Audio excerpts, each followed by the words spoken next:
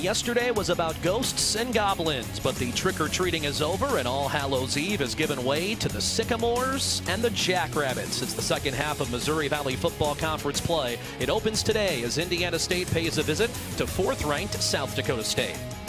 Hi, friends. Tyler Merriam alongside the Hall of Famer Curtis Riggs. Great to have you with us this afternoon. Coach, NDSU handed the Jackrabbits their first loss of the season last week, a tough one for the yellow and blue, and it's always interesting to see how a team responds to its first taste of defeat. Yeah, I mean, it truly is a wake-up call for the Jackrabbits. They're so accustomed to stepping on the field, finding a way to win, and this was one that showed they have some weaknesses, and it's exciting because you can coach and you can see these things, but they got to get to work. Well, what was interesting, after the game talking with the media, the head coach of the Jackrabbits, Dan Jackson, said that game and that defeat would serve as a launching pad for the rest of 2025. Talk about all the time, and I just think this is going to be an incredible launching point to our season, and we'll look back on this moment as a positive, really, when you look back at the end of the season. Coach certainly putting a positive spin on things, and the Jacks will have to stay positive mentally because they are without Chase Mason again this week. So for the second straight game, they turn to the redshirt freshman from the Atlanta area, Luke Marble. Well, and Marble's one of those things he's talking about. He sees the weaknesses, but it's coachable. These are things they can fix, and one of the biggest issues is just timing and confidence. Marble, you see some highlights here from Murray State a couple of weeks ago. It was a struggle last week against North Dakota State, but he had enough moments that remind you why this coaching staff and offensive coordinator Eric Eidsness are so positive about the future of this young man. Yeah, he has the skill set. That's not in question. It's going out, getting the reps, the timing, and then the confidence of executing the play, not second-guessing it based on what the defense is doing. All right, so that's for South Dakota State today. Now let's go to the other sideline and look at the Sycamores of Indiana State, one of the highest tempo offenses in the country, and a reason for that is the exploitation of Rashad Rochelle, the man who wears number 8 for the Sycamores. Yeah, he's 5'11", but he is their home run hitter, and he'll go up and get it. He'll take you deep. They want to get as many plays in as possible, and they want him to touch it as many times as possible. Rochelle All-Valley a year ago, and he can stretch a defense like anybody in the country. Indiana State has not paid a visit to South Dakota State since 2021. It's the Jackrabbits and the Sycamores on this crisp Saturday in early November, and we'll kick things off after this tailgate tip from Build Your Base. 40 degrees on this first Saturday of November at Dana J. Dykhouse Stadium in Brookings. It is the 13th all-time meeting between South Dakota State and Indiana State. Jackrabbits won the toss and elected to receive. So Indiana State will be sending the football from left to right as we see things. It'll be Spencer Conrad, who doesn't normally handle the kickoff duties, but he will do it. And there's a look at Graham Goring, one of the deep men for that Jack Smith for South Dakota State. Goring is back there as well. Goring is on the 10-yard line on the near side, and then on the far side is number 19, Jack Smith, who you see.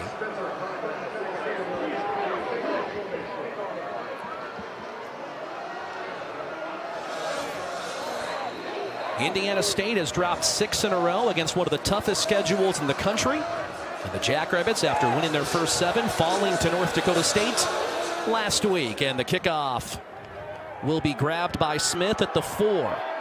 Smith across the 20 and gets hit down at the 24-yard line. Braxton Sampson, the linebacker, making the stop. Talking to Coach Eidsness before the game, talks about Jack Smith and the work he's done on slimming his body down to adapt to the quickness of the Missouri Valley. He's done a great job this year, it shows. Dakota Bank brings you the look at the starting quarterback for South Dakota State, Luke Marble, the redshirt freshman from the northwestern Atlanta suburb of Smyrna, Georgia. 4-year starter in high school, actually played for 4 different offensive coordinators in his 4 years. So learned a lot of different systems, very intelligent young man. And he takes the snap on first down, gives it off to Julius Lawfridge, who gets run down for no gain by Colton Gajewski, the 4th-year junior from Nashville, Illinois, his 14th tackle on the year. Yeah, that was a nice play, just chasing down the backside. You almost need that quarterback carry out a good bootleg fake to hold that in at least for half a second. There's a look at the Dakota Bank starting lineups, the 605 Hogs as they call them up front, and the Jackrabbit wideouts. There are couple of missing pieces for SDSU offensively. No Chase Mason, no Lofton Ogroski. Both are in street clothes today. On 2nd and 10. Marbles pass deflected away, nearly intercepted. Jaden Childers, the other defensive end, has 1 pick on the year, and he almost came up with a second. Yeah, and he's late on the throw because Bullock is waiting at the sideline for the ball still. It's got to be one he's getting right out of the break. He's got to just catch and throw if you're going to the short side of the field there rather than take that drop. Indiana State is 5th worst in the country in total defense, 6th worst in scoring defense, but their front four is the strength of their unit, and we've seen that with each defensive end making a play so far. 3rd and 10.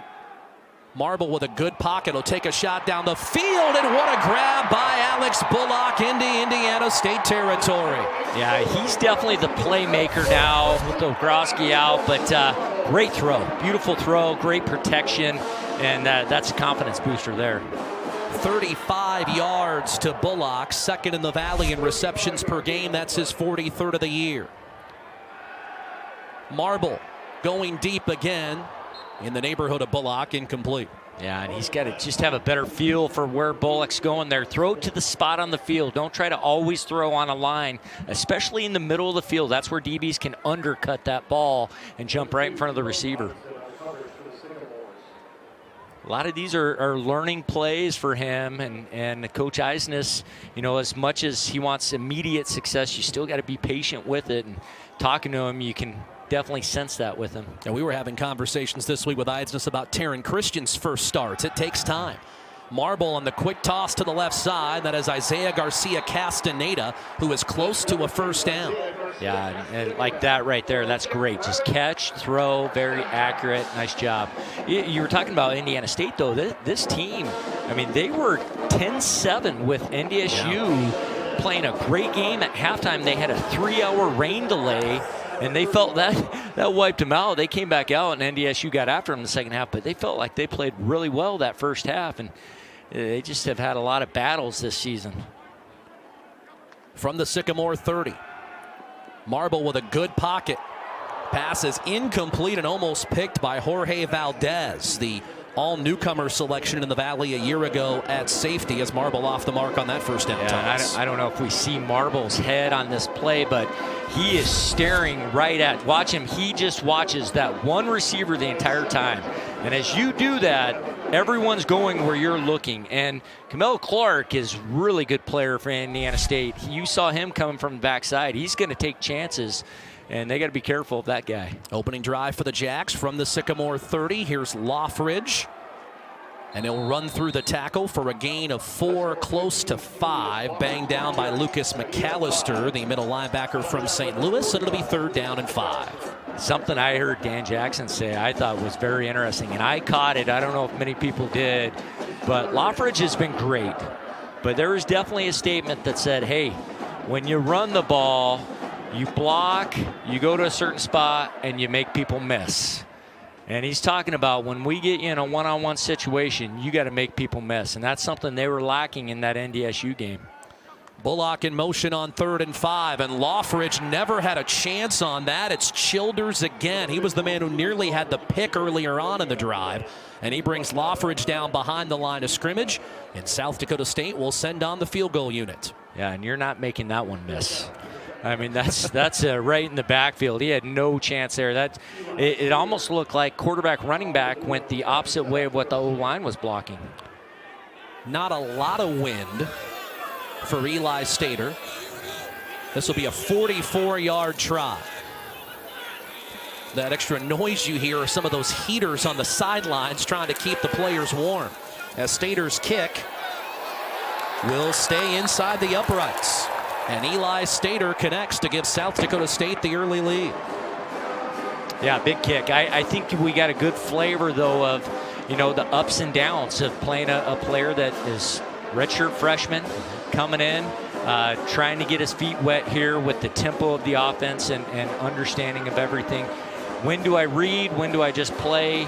when do I check, when do I not check, and then also using his eyes as a weapon as a quarterback. How much is there to that statement that's almost a blanket statement at times about young quarterbacks, about the game slowing down for them? Well, and it's also not just young quarterbacks. I mean, we're watching, the hurdles that USD's having to go through with their veteran quarterback having a new OC and a new offense. It's all the elements coming together. So you take that young quarterback, throw it in with all these elements, it hinders you. That's why when you see young quarterbacks step in and excel right away, it's pretty special.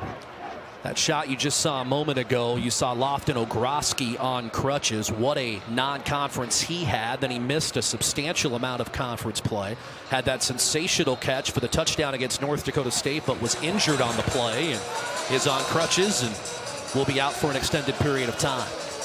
Well, and hearing Coach Jackson talk about him too, the statement of, he has a chance to be one of the best ever to play here. Well, that's a pretty bold statement. Rashad Rochelle will fake the reverse and get a nice kickoff return out of this. Rochelle is so explosive, and there he goes down the Indiana State sideline. And no one will catch him. 95 yards for Rashad Rochelle, the senior from Springfield, Illinois, to give the visitors the lead.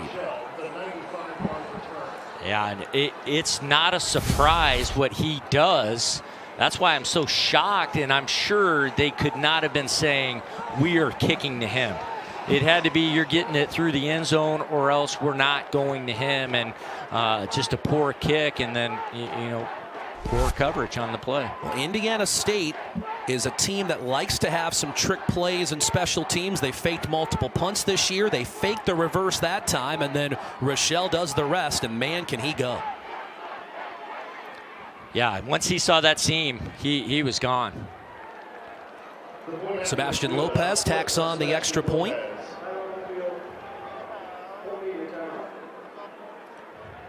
That is the first time since Illinois State in 2017 an opponent has returned a kickoff for a touchdown against South Dakota State. It's Sycamores by 4. Here we go. Spencer Conrad kicks things deep. Smith again on the return.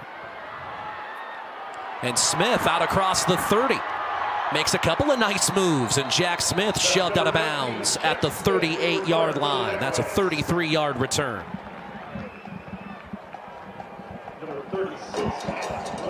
Well, and we'll see now as Coach Eisnes has a little feel of what Indiana State's going to do against their fronts. How does he adjust, and what does he do to get Marble more comfortable, too, with what Indiana State's doing? And Marble, coming out of the Atlanta area, spent last year at Northern Illinois. Eric Eisnes, the offensive coordinator there last year, came to Brookings. And then after the spring, Marble joined Eisnes here at SDSU. Handoff. James Basinger on the run to the 40-yard line. So 3 on first down for the freshman tailback out of Littleton, Colorado. Yeah, and you saw Marble give a good bootleg fake that time, held the backside in Gonzalez, and that's what allowed the cutback for the running back. Just underway, SDSU with the field goal on its opening possession. Marble and Bullock for a 35-yarder to set it up. And then Rochelle, the kickoff return. And the Jackrabbits down 7-3.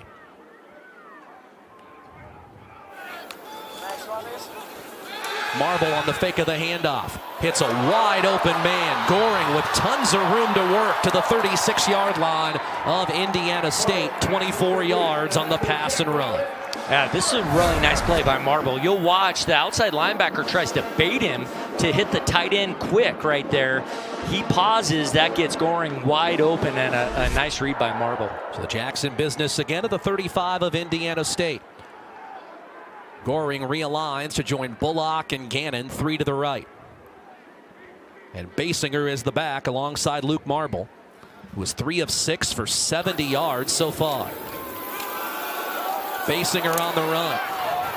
Inside the 30 to the Indiana State 28-yard line. Dallas Westhoff, the fourth-year junior linebacker out of Cedar Falls, on the tackle after a gain of 7. Yeah, and they had a check at the line there that time, and Marble changed it. He checked. He went the opposite way with it, and it was a nice call, well blocked up front. Basinger, 5'10", 200-pounder, who signed in December and then maintained that agreement through the coaching change. On 2nd and 3, here's a screen. And Sammy Dressy falling down, lost the football. And there's a battle for it here on the 23-yard line. And the indication is South Dakota State jumped on it. It was Smith who keeps the possession after Dressy came up with the grab. Well, and he takes a shot here. Yeah. It's a good job by Smith to recognize that the ball did come loose there. Jorge Valdez made the hit. And we have a stoppage in play.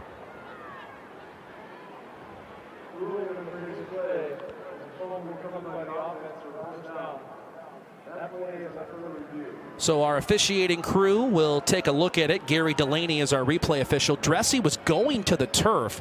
So I'm assuming here what we're looking at is whether or not Dressy's knee hit the ground with possession before that ball came free, because that could be the difference of a couple of yards. Yeah, the spot's the only thing I could think that look, because the offense clearly covered This the will ball. be a full media timeout. So we'll have the review, and we'll tell you about it when you come back. Indiana State a 7-3 lead on the Integra Cooperative scoreboard.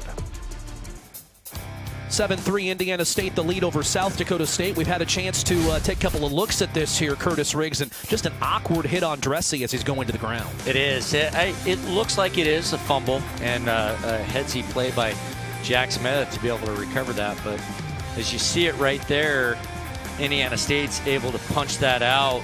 Valdez, that punch technique, everyone seems to be mastering that now. And Kamal Clark almost came up with that ball for Indiana State, the All-American safety, but they did indeed rule that it was a fumble. The Jacks did recover. So it's SDSU football at the Sycamore 23. Trailing here at nearly the midway point of the first quarter. Boy, good blitz pickup by Basinger, and then Marble's pass is intercepted. It is Jorge Valdez, his second INT of the year. Boy, he's been everywhere for this Sycamore defense in the early going.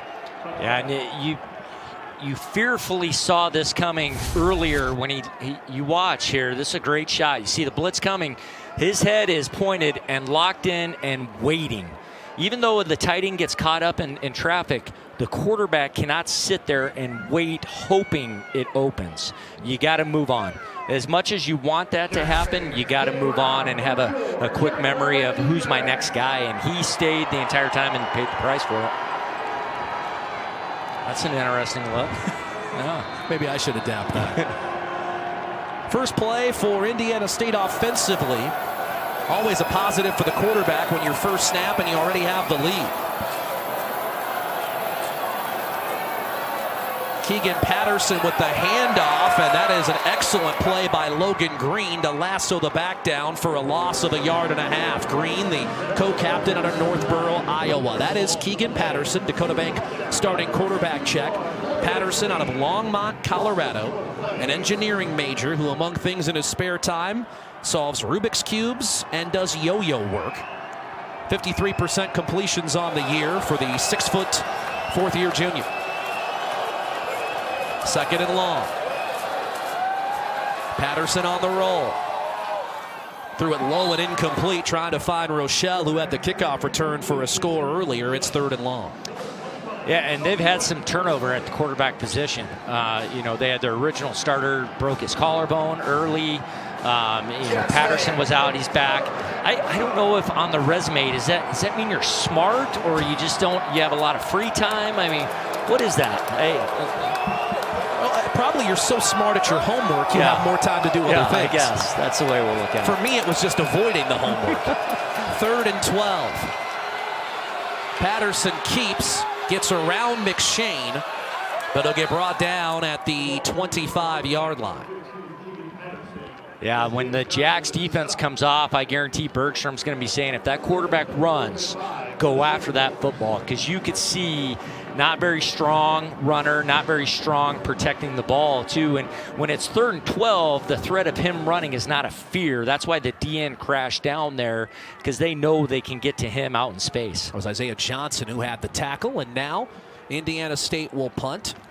Sycamores have used 2 punters on the year. This will be Harry Traum, the Australian. And that's Miles Taylor back to return. Indiana State late getting a body on here. And because of that, the play clock is about to run out. And Kurt Mallory had to take a timeout. But a huge confidence boost, though, for Marble. You might not think. I mean, he just threw a pick. Wasn't a great read. But to know your defense goes out there, gets you a stop. You don't cost the team. You can go back out. And I guarantee Coach E is saying, hey, quit locking in on certain receivers. Kurt Mallory, the 56-year-old head coach of Indiana State in his 9th year. He is the longest tenured head coach of any active in the Missouri Valley Football Conference. That's pretty incredible. Yeah. Yeah, I mean, because they've had a lot of lows, you know, and I know one of my former players, Austin Flieger's the defensive line coach there. He speaks very highly of him. Like, he has a tremendous amount of respect for him. I'm not sure I found anybody to say a bad word about Kurt Mallory, and that's an oddity in the coaching profession. Traum gets the punt away. Taylor will let this bounce inside the 30, and it will come to a rest at the 25-yard line. So a punt of 50 for Harry Traum. That is his 7th out of 48 this year to be 50 or more yards. And South Dakota State takes over, trailing 7-3. With a 7-3 lead on the Integra Cooperative scoreboard. And Jackrabbit fans who are on top of everything will take note of that man, Chase Mason, our Sanford Health Injury Report with Team Dr. Chad Kurtenbach. And the quarterback from the South Dakota State product of Hurley had a boot on his foot last week.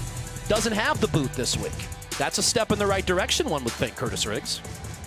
I would think so. I know you talk to him, he's going to be back out in the second half. I mean, he is ready to get back out and play. First down, Marble evades pressure with a nice run. 11 yards and a first down for Luke Marble, the redshirt freshman. That is his longest rush of the season. Well, and a good decision, because they were trying to throw that bubble screen, and there was pressure from the DN and the strong safety that got in the way of the throw. So a nice decision by Marble, just take off and get positive yards there. Well, again, we're sitting here, we're talking certain plays. Marble's making really good decisions. I mean, it's what you expect from a redshirt freshman quarterback. Yeah, to some extent, yeah, you do. You just after all the reps in practice, you got to start to limit some of those mistakes. It's Josiah Johnson for a 2-yard gain, the freshman from Milwaukee. So this is the 3rd SDSU offensive series, 3rd different running back to start a series for Eric Eides's offense. You know, I think the NDSU game showed also that they need just as much improvement in the run game, too. I mean, we're so accustomed to Jackrabbits, 605 Hogs just dominating in the trenches and the backs running all over the place. Hey, this is still a growing process. Jacks are 7th in the Valley in rushing yards, to your point, Curtis. Marble with the dump off to Grayton Gannon, the tight end, who was banged down by Xavion Andrews, the corner from Maryland. It's a gain of about 8. Gannon getting up, hobbling a little bit, but it's good to see him get the ball out in space a little bit. He just hasn't had many opportunities. Well, Gannon's been the one tight end who has stayed healthy this year, so the Jacks do not want to see anything happen to him. Coleman Kuntz made his debut last week, but he is not playing today. Thompson's been dinged up. Delahoy's been dinged up. Alpers has been dinged up. Yeah, and Peak is really he's a glorified offensive lineman. The handoff. And fighting his way forward, Josiah Johnson picks up the first down. That was the first appearance of Jack Henry in a quarterback for SDSU. And Henry hands it off to Johnson, who just plows his way to move the chains to the 37-yard line. Well, yeah, and that second effort's what got him the first down, because he was stopped for a 2-yard loss and was able to spin out and earn that first down. Saw Gannon come into the huddle late as the Jacks send Smith out. Sammy Dressy at the top of your picture, joining Gannon and Bullock 3 wides. And Basinger brought down in the backfield. Drew Covington, the Toledo and Louisville transfer out of Cincinnati. And this is on Henry here. He's got to read. He's reading that in player See his eyes go to it, and then he just lets it go, thinking the back can outrun. Well, the guy has enough space to adjust. He needs to keep that, follow the counter action, and run it himself there. So Henry out, Marble back in. This not a surprise. Eric Eidnes, just like last week, had a few plays in for Henry. On second and long, pressure coming on the screen. Marble had to get rid of it even sooner than he wanted to, and he bounces it in the direction of Braden Delahoy, and it'll be third down. And you get so scared when you see that timing that's off, immediate pressure like this when he's holding it, trying to find it. Something bad's going to happen. And thankfully, he's able to just get it down on the ground near the running back there.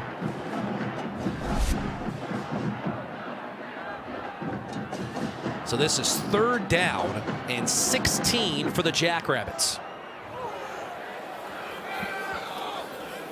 Indiana State with only 2 down linemen.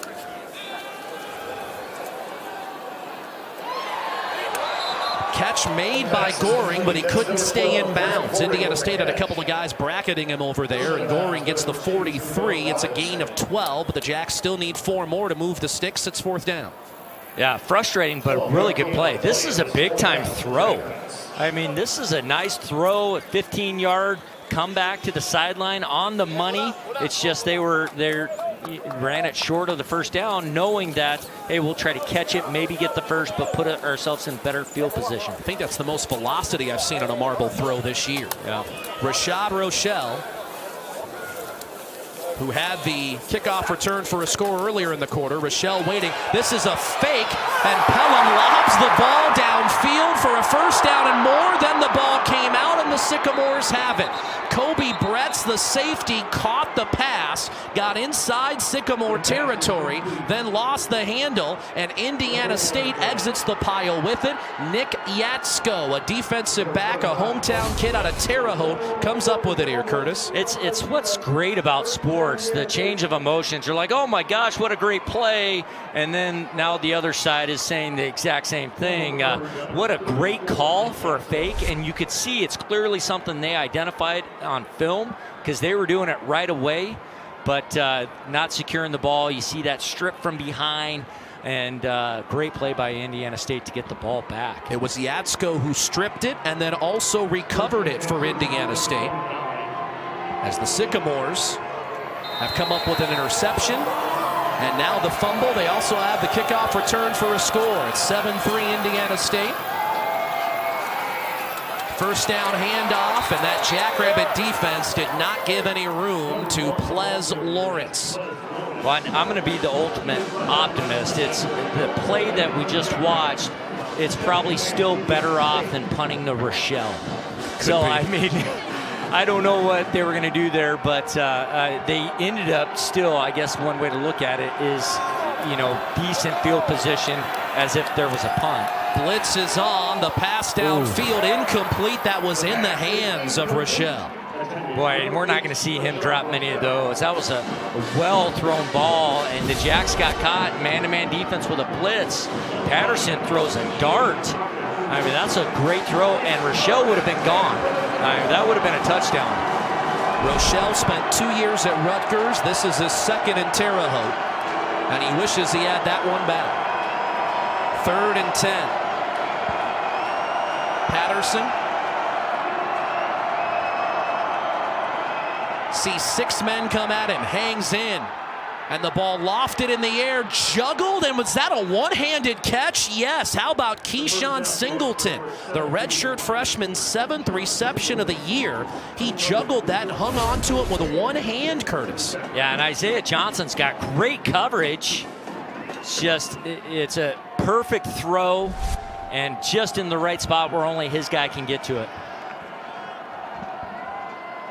And now a seed to the left side. Catch made again by Singleton. He's into Jackrabbit territory at the 49 of SDSU. Singleton, in the first 7 games of the year, had only 3 catches. He made 3 last week, including 1 for a touchdown at North Dakota and 2 on back-to-back plays on this drive. Those last 2 throws, Patterson, he threw those with someone right in his face.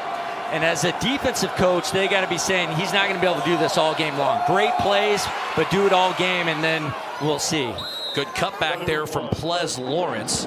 Dante Johnson brings him down after a gain of 4, and Lawrence is hobbling off before this 3rd and short snap.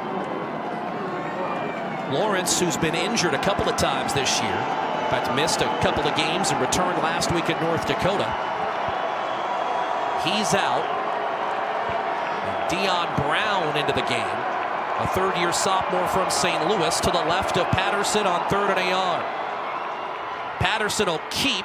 1st down and more. The quarterback's free. Brett's the safety, able to run him down at the 30-yard line of SDSU. Patterson for 15. He's been effective with his legs so far today. 22 yards on 3 rushes. What? And the Jacks have such little fear of him running. You could see everyone chase the fly sweep there. There was no one that was obligated to the quarterback on that. And Indiana State, the 2nd fastest tempo of any team in the country.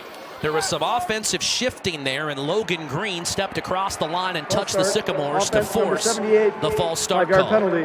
Remains 1st down. Yeah, and if he wouldn't have, I don't think it was going to get called. It was a nice play by him.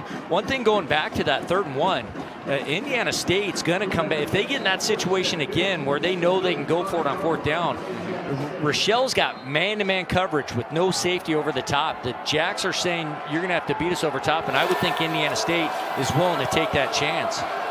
So it's 1st and 15 after the penalty. Patterson, the play fake. Nothing there. He'll run, and he'll get ridden down after maybe a half yard by Blake Leiferman, the Kimball, South Dakota native and redshirt freshman defensive end. And that will bring us to the end of the 1st quarter. Rashad Rochelle returned the opening kickoff that South Dakota State sent Indiana State's way after a Jackrabbit field goal for 6. And the Sycamores have a 7-3 lead after 1 on the Integra Cooperative scoreboard. With Curtis Riggs, I'm Tyler Merriam. 10-3 Indiana State the lead. Early moments in the 2nd quarter. Dan Jackson, 1st-year head coach of South Dakota State. Jackrabbits have not won the special teams battle so far today, as the Sycamores kick off with the 7-point edge. This is a short kickoff. And Delahoyd will take it on the run, break a tackle, and try to run through another. Braden Delahoyd returns it out to the 39-yard line. It's 8 yards on the return for the tight end from Spearfish. Well, and he had 0 fair catch in that. I think everyone was yelling, hey, fair catch this. And he's like, no, I'm getting my shot to return this. Delahoyd has 1 reception this year as a tight end. Again, he's been dinged up for much of the year, but that one was the game winner in overtime at Montana State. When he runs well, too. I mean, the coaches speak very highly. It's just they got to keep him on the field. Well, you saw him run through a tackle there. So at the 39, 1st and 10, Marble to give to Basinger, and he gallops his way to the 46-yard line. That's 7 yards on 1st down. Yeah, this is well blocked. Anytime the running back's getting 6-7 yards before the first defenders there, they're doing a great job up front. Jackrabbits with 32 yards on 11 rushes today. Basinger bounces off a tackle, and he'll move the sticks. Momentum and forward progress stopped right at midfield as Basinger picks up 4 more.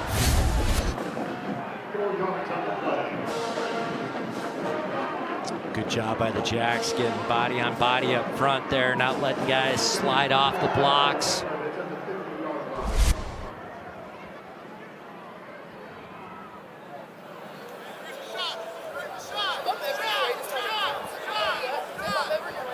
From midfield, Marble slings it to Gannon, who juggles, catches, and stumbles to the Indiana State 44.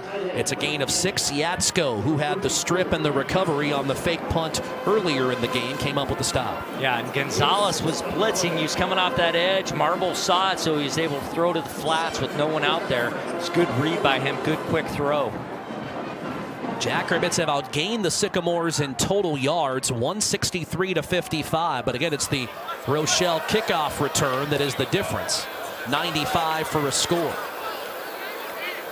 On 2nd and 4, Garcia Castaneda motions.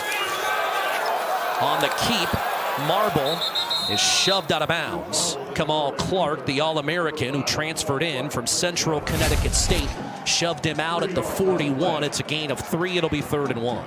Yeah, Marble's really getting caught up with his zone read, that run where it's quarterback, running back. When they slant the D-line, he's got to know there's another defender coming from the outside. And it's okay to give because you can read that next outside defender. Jacks are 2 of 4 on 3rd downs today. They need 1. Smith motions. Basinger makes a man miss, made a second miss as he dives to the 35-yard line. 6 yards and a 1st down. Dallas Westhoff, whose father played linebacker at Iowa a couple of decades ago, brings him down. You see a little confidence here. Nice little sidestep and then making that defender miss to get 3 more yards after. That's really the one thing that's been missing from the Jackrabbit running game is that little wiggle from somebody. Yeah, and when you get in space against any of these teams, they're so good up front. You got to take advantage of those opportunities, one-on-one situations.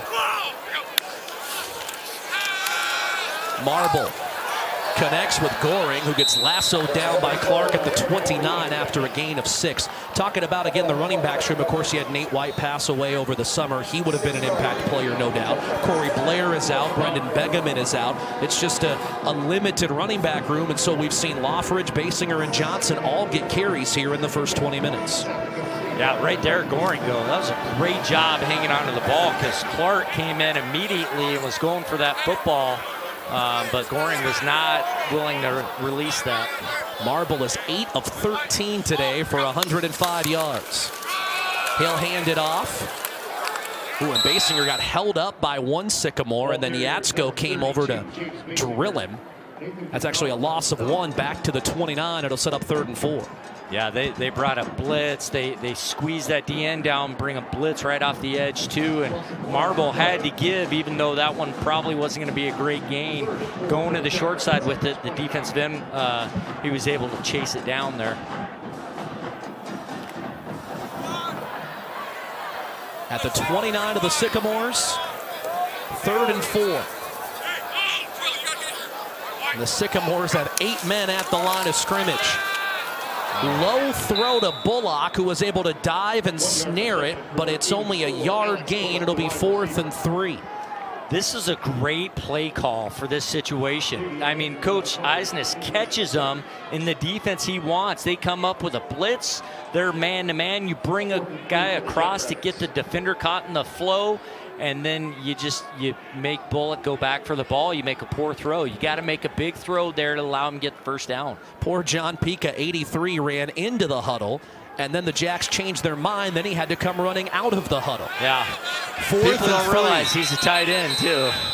Gustad lined up as the deep back. The play clock down to 5, and a timeout to South Dakota State. So it's 4th and 3 at the Indiana State 28 for SDSU when you come back to Dana. Youngstown State and Illinois State, a 14-0 lead over Northern Iowa. Jackrabbits able to tack 3 on. 46-yarder for Eli Stater, his 2nd field goal today, 9th of the year, and the Jackrabbits do get 3 as they choose not to go for it.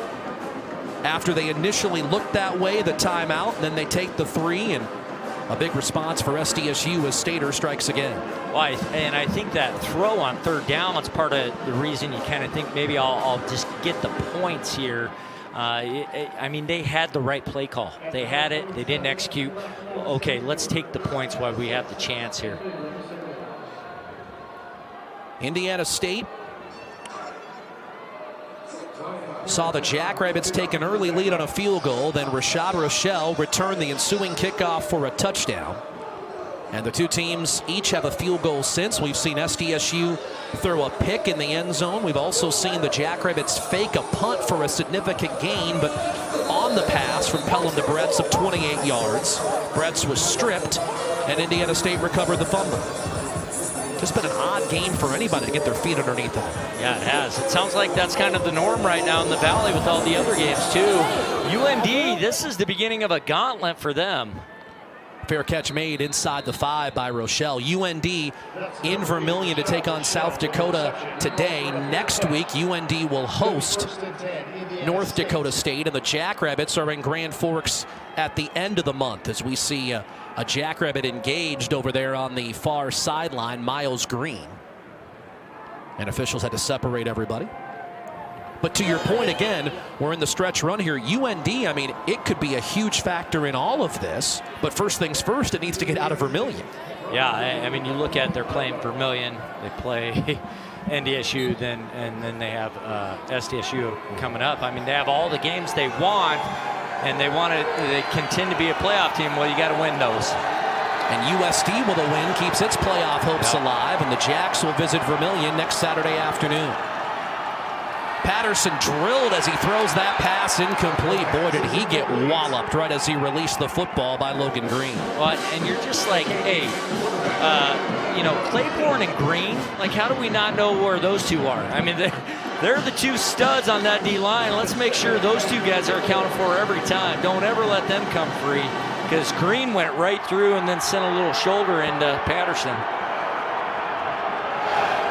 Patterson, who started his career at the University of Southern California, takes the snap, but whistles and flags will halt this play.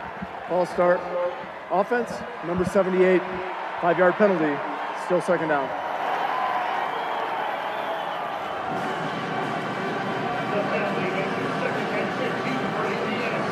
Just the second flag of the day on the visitors.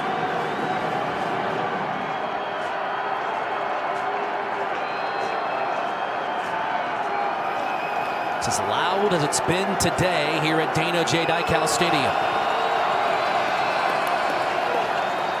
Patterson nearly dropped the snap and then threw it too far out in front of Rochelle. Taylor dove and was the closest man to it in the Jackrabbit secondary.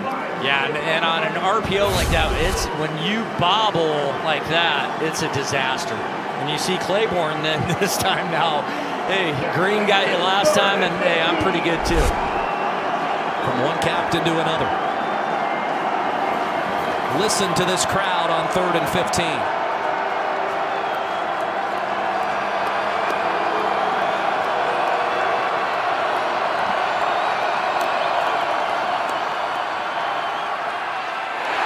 What a play in the backfield. Dawson Ripperda adds his name to the mix, bringing down Nick Osho for a loss. Yeah, you felt the Jacks defense really building off the crowd, the momentum there, taking it upon themselves to let's get control of this game here. So Indiana State to punt. Never a comforting thought for a punter to be standing back inside of his own 10, but that's where Harry Traum is. First punt went for 50. He just got it away and took a shot as well. There is a flag down. Taylor on the return will cross midfield. Yeah, and I think it'll be running into the kicker, which is just 5 yards, so then they can re-kick or accept it. Like it was Jack Nash who hit him after a 39-yard punt. The flag is being sorted out here.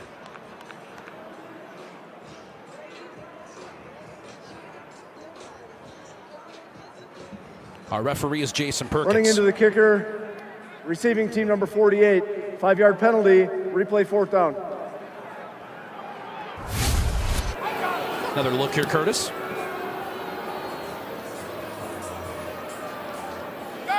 It's where you just get caught. You know, you're reaching for it. You'd say, you know, he got pushed into it. Well, he was out of control as he was going, he gambled, I'm going to get a piece of this ball, missed, and then it's going to run into the kicker. Second penalty on South Dakota State instead of the Jacks having the ball near midfield. Another crack for Harry Traum, the 4th-year starting punter. And Miles Taylor, who does have a 22-yarder to his credit this year out of Gilbert, Arizona, waiting on. Traum hesitated, then sends a line drive kick towards Taylor, who backs away, and this gets a great roll. Like a Curtis Riggs drive down the center of the fairway, just keeps rolling and rolling to the 29-yard line. We don't see that often. But the fairway part or the rolling part? Any of the above. 8:20 left in our second quarter. It's Jackrabbit football trailing Indiana State 10-6. The necklace, too, I think adds a lot to the feature. You know, I got to check my wardrobe. Somebody may have stole my necklace there. Jacks take over at their own 29. And a gain of maybe 3 for Josiah Johnson as Marble didn't exactly grab that snap cleanly.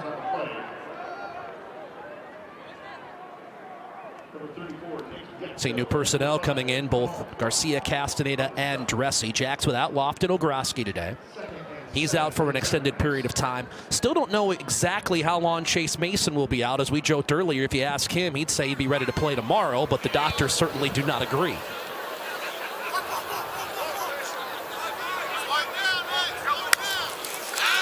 Blitz is on. Johnson picked it up, and Marble's pass is caught. A leaping reception. Sammy Dressy, the redshirt freshman out of Wichita, hauls it in for a first down. This is a scary throw. This is all the way across the field, blitz in your face, but a nice throw, nice catch, good blitz pickup too. That'll be a determining factor when young guys come into play. If you can continue to stay on the field, can you pick up the blitz? Johnson's just a bowling ball back there, whether he's running it or whether he's picking up a blitzer. From the Jack zone 40, it's 1st and 10. Here is Johnson. It's tackled after a gain of 2, maybe 3 by Jorge Valdez, who's had a busy day in that Sycamore secondary, the pride of Fort Wayne, Indiana. Just look at the build on 34. Yeah, and I think, though, right there is where that tackle, make it a little tougher. Even if they bring you down, make them have to work a little harder to be an arm tackle. With that strength, you'll run through those arm tackles. He averaged 11.6 yards per carry in the Milwaukee area. Was a finalist for the Crazy Legs Hirsch Award, which goes to the best running back in the state of Wisconsin. That's a great name there. Johnson to midfield. First down and a gain of 7. They just don't make nicknames like Crazy Legs anymore, do they? And for that position, that award, too. Nate Adams at guard there doing a great job getting downfield, taking his linebacker, pushing him for a little bit of a free ride there. Well, if we're going to highlight nicknames, the human sunblock, Nate Adams. And you can see the beard coming out of the helmet. You can't hide that. Yeah. On 73 there. I mean, it looks like that helmet was just painted on there, too. Well, the hair certainly wasn't. Not a lot of room in there. 1st and 10 from midfield.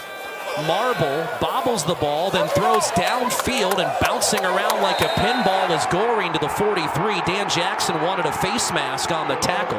The SDSU head coach after a 7-yard completion. Yeah, and it's a fair argument.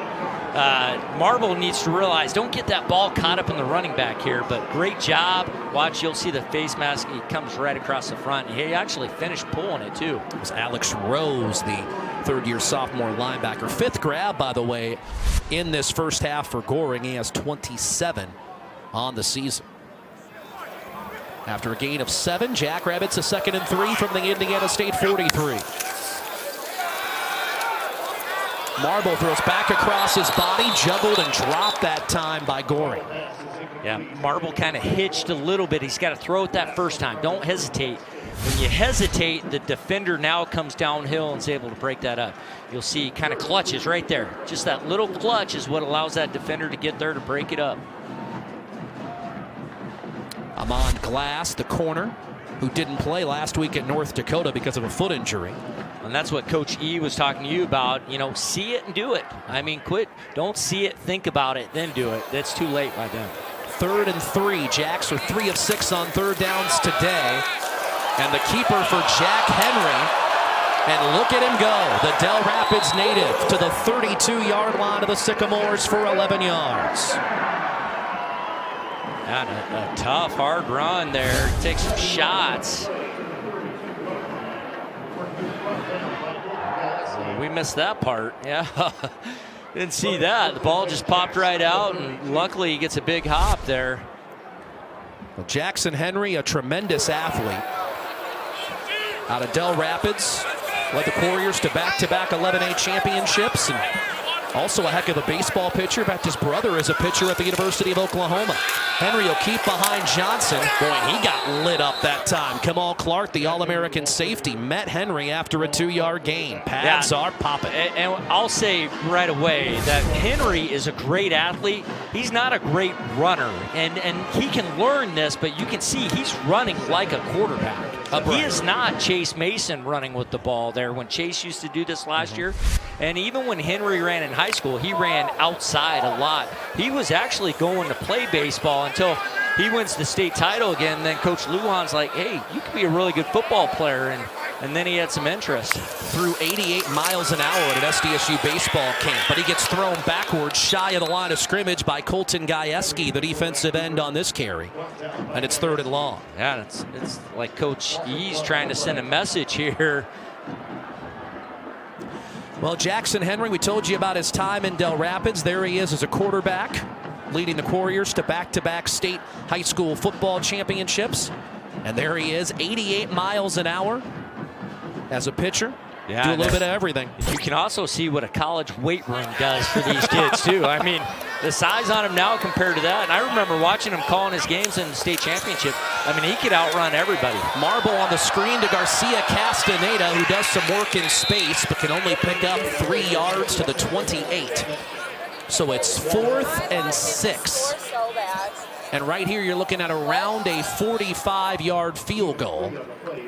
But the Jacks are going to instead go for it. Well, and 3rd and 9, that's a safe call, really, with the Coach Jackson saying, hey, get a couple here, you can go for it on 4th down. And then that's what Coach Eisen has called. Jacks are 5 of 15 on 4th downs. 3 wides right here.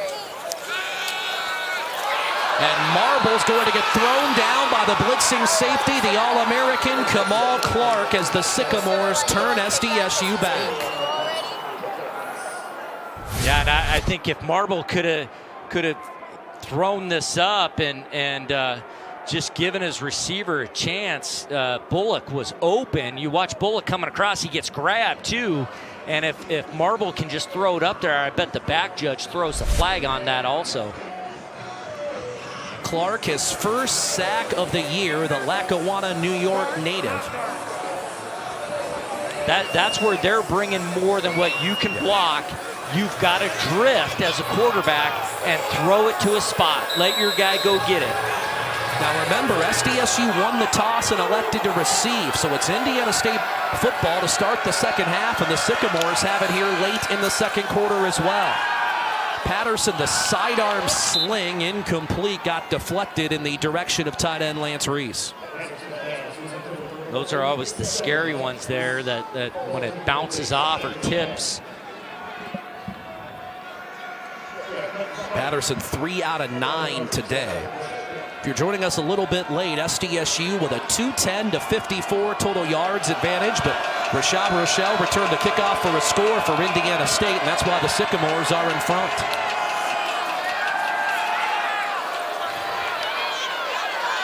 Not a lot of room in space for Torrey French, his first reception of the day, but he's able to work his way out across the 43 to the 44.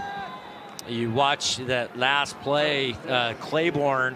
He's good defensive lineman. He's a good DN. He's a better defensive tackle. On the Integra Cooperative scoreboard, Indiana State a 10-6 lead in Brookings. Here on today, we'll meet him and our Avera first half highlights and stats all coming up at the break. But a big play here, Indiana State with a 3rd and 6. And Patterson will empty the backfield at his own 44. Jacks rush 4.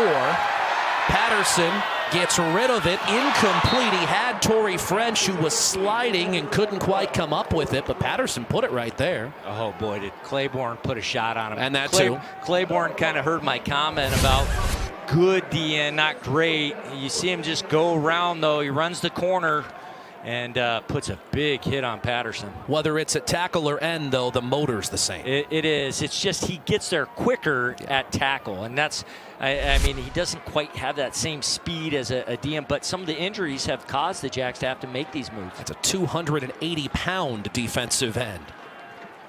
Traum gets the punt away. Fair catch called for, and Taylor secures it at the 20. So a punt of 36 with no return. Well, and it'll be interesting to see what the Jacks do as any type of hurry up here with Marble, because this is a really important drive. Like you said, Indiana State gets the ball first coming out of the second half. Let's go to this special message from our friends at Sanford Health. Building a career at Sanford Health is about even more than great pay and comprehensive benefits. It's also about doing good every day. Join us to start a career with purpose. Because no matter what you do here, you'll be changing lives.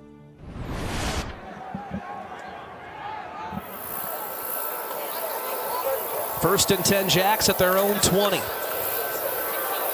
Basinger finds some room, throws a stiff arm and drags a man to the 33-yard line. It was Jorge Valdez who Basinger fought to the 33 for 13 yards. Well, and the Jacks were able to just that play took a long time to get over there, and a good job staying on their blocks. Basinger, as the Jacks hurry up here in the final 2 minutes, gains 3. Jacks do have 2 timeouts on the board and 90 seconds to play in the half, trying to overcome a 10-6 deficit. Well, and we haven't seen Loffridge since the first or second drive of the game. Marble in trouble, stays alive, and finally will be sacked at the 28-yard line. It was Caleb Harris, the redshirt freshman from Evansville, Indiana, and now we've got some extracurricular over here. It was Quentin Christensen in the middle of it for South Dakota State. He was engaged with a Sycamore who ended up on the ground, and a flag came out. And you don't see emotion out of him very often. You can see Marble just doesn't quite have that feel when that pocket's breaking down. Hey, go and get yards. He really couldn't pick a lane of where to go. Our officiating crew, led by the financial advisor out of the Twin Cities, the man with the white hat, Jason Perkins, After the sorting it play out. was over, unsportsmanlike conduct. Offense number 69, unsportsmanlike conduct. Defense number 95. Those fouls offset. It's each player's first unsportsmanlike conduct towards disqualification. It's third down. So Christensen 69 and Indiana State's Logan Wilson, number 95.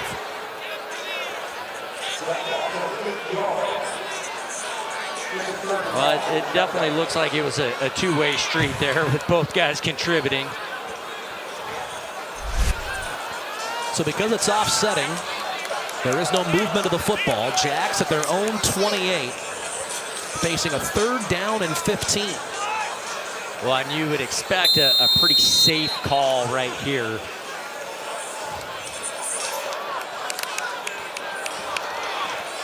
Luke Marble today, 12 of 18 for 125 yards and a pick.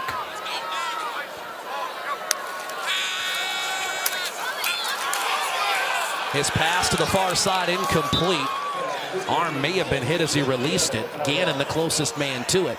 And Indiana State with a couple of timeouts should get decent field position, and Marble kind of holding on to his left shoulder there. Again, we said he might have been hit as he threw it, and that shoulder dangling a little bit as he comes off the field. Yeah, and it looked like Logan Wilson finally getting there. We heard a lot about Wilson coming into this game, and you see why. He's a pretty good defensive tackle there. We'll keep you posted on Marble. First time the Jacks lined up to punt, Pelham threw a 28-yard pass. This time the rugby-style kick, and it is a good one. Pelham's been good all year. So has Rochelle in the punt return game, but he'll make the fair catch at the 23-yard line. That's a punt of 49. Pelham has punted 29 times this year. 13 of them have been for more than 50. That one goes for 49. He's been quite a weapon for SDSU. Jacks are top 5 in the country in net punting. Yeah, and you got to be careful, though, because you can out-kick your coverage. And he went rugby-style kick, and he kicked it back to the middle of the field. And Rochelle in the middle of the field is not the guy you want to have a chance to go two ways. You want to pin him on that short side of the field where all your pursuit's going. So 45 seconds and 2 timeouts for the Sycamores, who start at their own 22. And it's a run on first down. Nick Osho to the 29 for 7. Osho, just his third carry of the half. He is one of only 2 running backs in the Missouri Valley this year to eclipse 200 yards in a game. He put 211 up at Southern Illinois back in early October. Yeah, and that's a call saying, hey, we are very satisfied with the way this game's going, and we get the ball first. Yeah, they are not going to snap the ball again.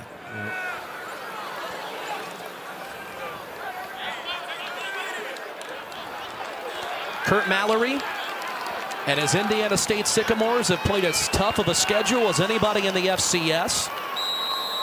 They have faced 4 top 10 teams in the FCS and one of the top 5 in the FBS in Indiana.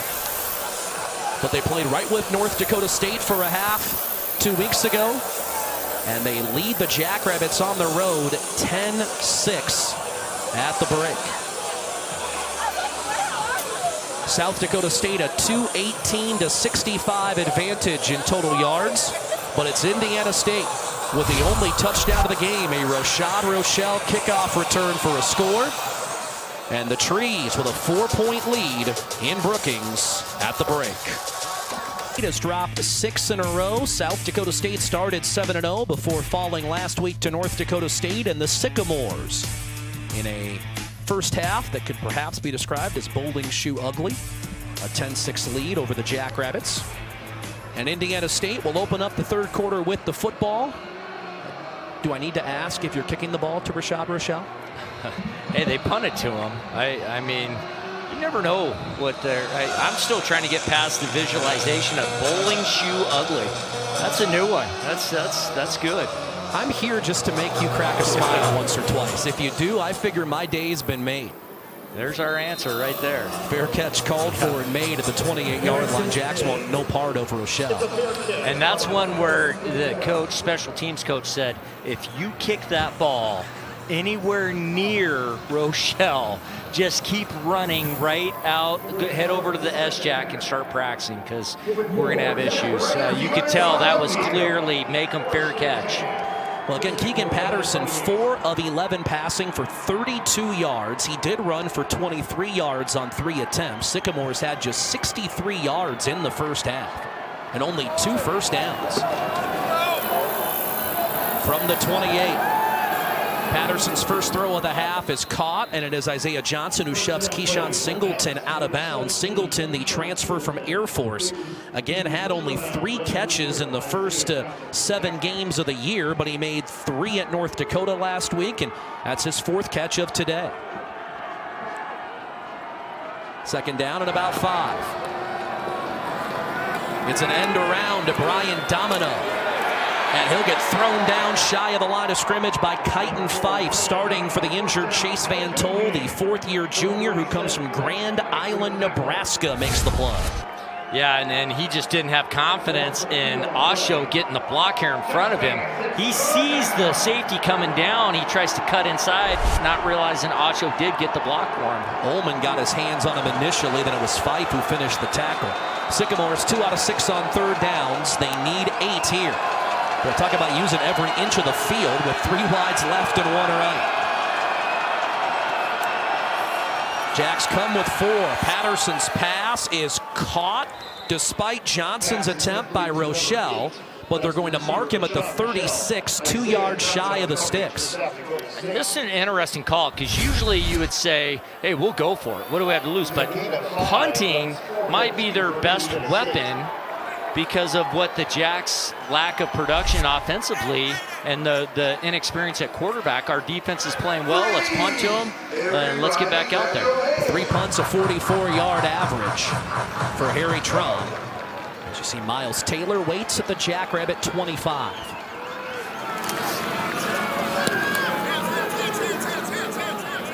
Taylor backpedals to his own 20. Taylor out across the 35, a 17-yard return on a punt of 44 yards. Very good job protecting the ball, too, as he got in traffic there. Not a good kick. It was low, gave him a chance to get a return, and he was able to gain some good yards on that. So great field position to start the Jacks offensive series. And we do see Luke Marble back on the field. Remember, he came off on that last pass of the first half. holding his left side of his chest and his left shoulder dangling a little bit. Yeah, still don't. Loffridge, though, not out there. I see him on the sideline.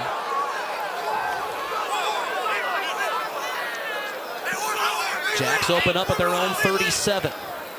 Delahoyte and Gannon, the two tight ends motion. Now Bullock motions. He'll take the handoff. He's got room to the near side of the 44. Bullock for 7 on the first down handoff. Yeah, and they had this block so well. Gannon, though, for whatever reason, he and Bullock are out, or they're out there together, and Gannon just leaves the corner when they had 2-on-2 blocking set up. And again, you see 32 Basinger the back end. Loffridge is on the sidelines, but the Jacks have used Basinger the majority of this game. He has 9 carries out of SDSU's 25 rushing attempts. Marble gets away from a sack. Showing some slipperiness here. Luke Marble to the Indiana State 44, still going. The pile being pushed forward, and Marble out of bounds at the 39-yard line. And look at the emotion of Luke Marble after the run of 18 yards. Well, and he's probably thinking at the end of this, I'm 4 yards out of bounds and people are still hitting and pushing me, but it's his own guys. Basinger, watch, Basinger will get behind him here, and he just takes him for a ride, keeps going. They're out of bounds. Basinger still pushing him. That's a big play, though. Well, and you know who the big man pushing from the backside was? Quentin Christensen. Oh, yeah, he's going to have some force on that movement. At the 39 of the trees, it's 1st and 10. Here is Basinger, who slipped the tackle. And now more pushing by the Jackrabbit offensive line. And I think he fumbled.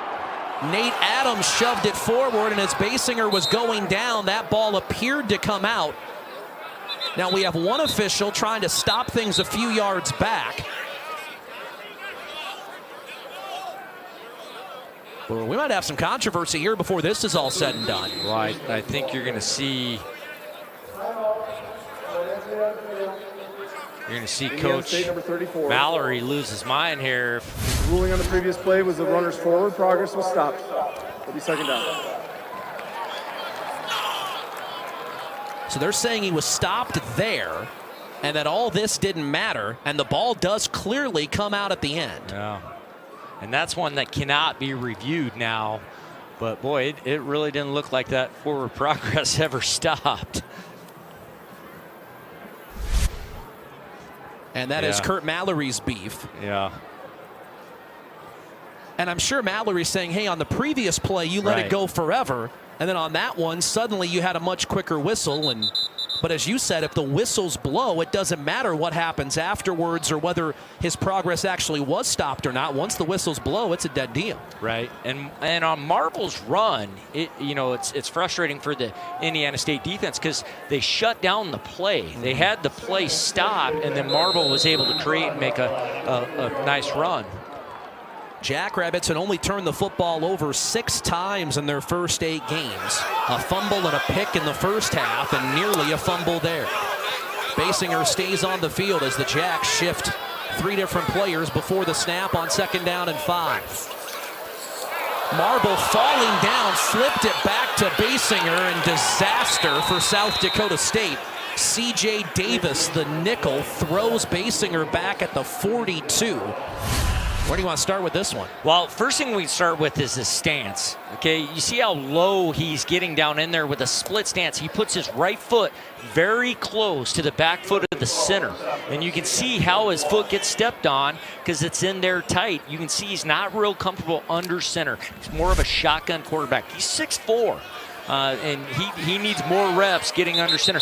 Teams need to be going under center so you're not so predictable on run and pass situations. But never, ever turn and just throw it to the running back like that. Just take the negative play and don't make it worse. After quick review, the quarterback's knee was down at the 37.5-yard line. It'll be 3rd down.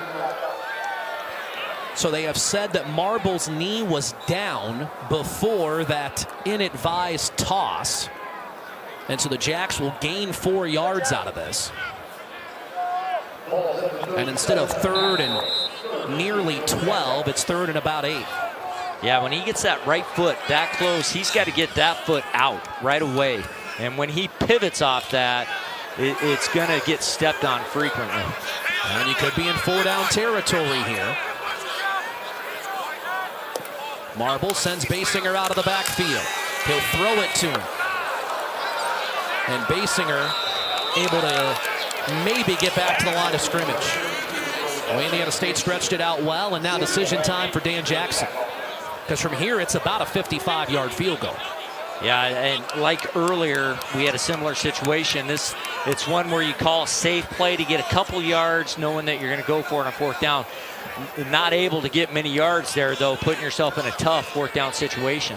Again, the Jackrabbits have a total yards advantage of better than 3-1 today. Yeah. But the 2 turnovers and the kickoff return has Indiana State in front. Well, and they could quick kick here, too, but it doesn't look like they're going to.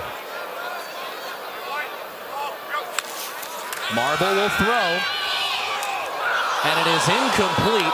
Could have been intercepted by Drew Covington, but the Sycamores actually gained field position by him not coming up with it. Yeah, some of his teammates are frustrated he didn't, but it's better that he didn't because saved him about 8 yards. But not a good throw there, though, for the Jackrabbits. So it's Indiana State with the ball and a 10-6 lead in the 3rd on the Integra Cooperative scoreboard. There's a look at Luke Marble and a couple of the things he's accomplished today with his arm and his legs. Well, this was a beautiful pass here. It was big, too. It was a 3rd down, and they were able to end up getting a field goal on that drive. This one is a poor read, and then he's able to make something happen and then show some excitement. This is what you want to see from your quarterback at the end of this play. He did get moved backwards there, too, by the way. Ended up with a 17-yard run on that scramble, and he's thrown for 126. You're beautiful, you know that? Yeah. Indiana State from its own 36. Keegan Patterson, 6 out of 13 for 42 yards today. The 4th-year junior out of Longmont, Colorado. The long hold, finally a handoff, and that's a fine play by Dante Johnson to bring down Deion Brown in the backfield. Oh, it's great patience, too. Just waited, stayed in his gap, let the running back come to him, and then a great tackle right through his legs.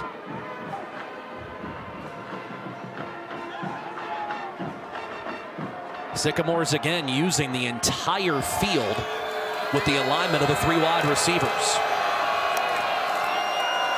Patterson a fake. Catch by Singleton.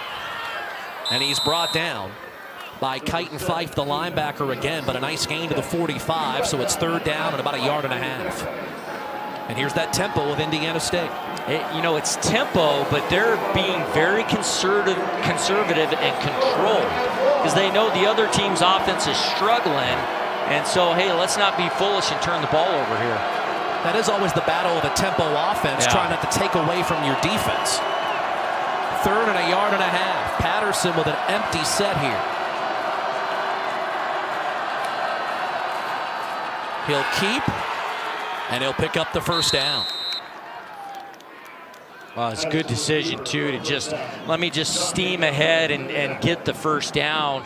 Patterson doing a good job of managing here because you can tell they're really trying to work to not put themselves in a bad situation here. 3rd 1st down of the game for the Sycamore offense comes at the 8-minute mark of the 3rd, but they're on top on the road, 10-6. Sioka, the tight end, motions. The give to Deion Brown, and he got given back by Cullen McShane. That's a loss of 4. Yeah, and it's almost like Indiana State is just like, we can't move the ball on this defense, but what we can do is try to play a field position game, and then at times pick our moments to take a shot downfield. When can we get Rochelle one-on-one? 7.5 tackles for loss for McShane, the 4th-year junior who calls Marquette, Iowa home. 2nd and 14 for Patterson. He hits the tight end Lance Rees, who jumps over a man, and Ullman hits him to the turf right at the sticks, and they're going to say 1st down. Rees goes for 14. How about that effort after the grab? I'm not sure what happened to Miles Taylor there. He bailed, and there was miscommunication. Half the coverage was man, and half was Taylor was playing zone. They left the tight end wide open in the flats. Run straight up the middle, and McShane torpedoed in to bring down Dion Brown after a couple. The transfer from Eastern Michigan, where he spent his first 2 seasons growing up in St. Louis, Missouri.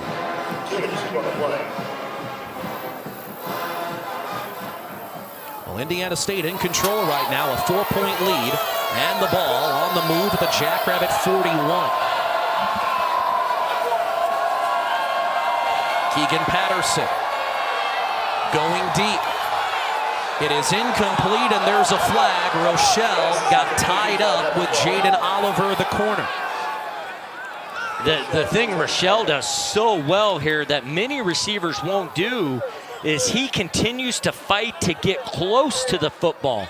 He goes around the defensive back, creating even more contact. Defense number 1, 15-yard penalty, automatic first down. And so when the official sees him getting blocked to get to the ball, it's an easy call for him then.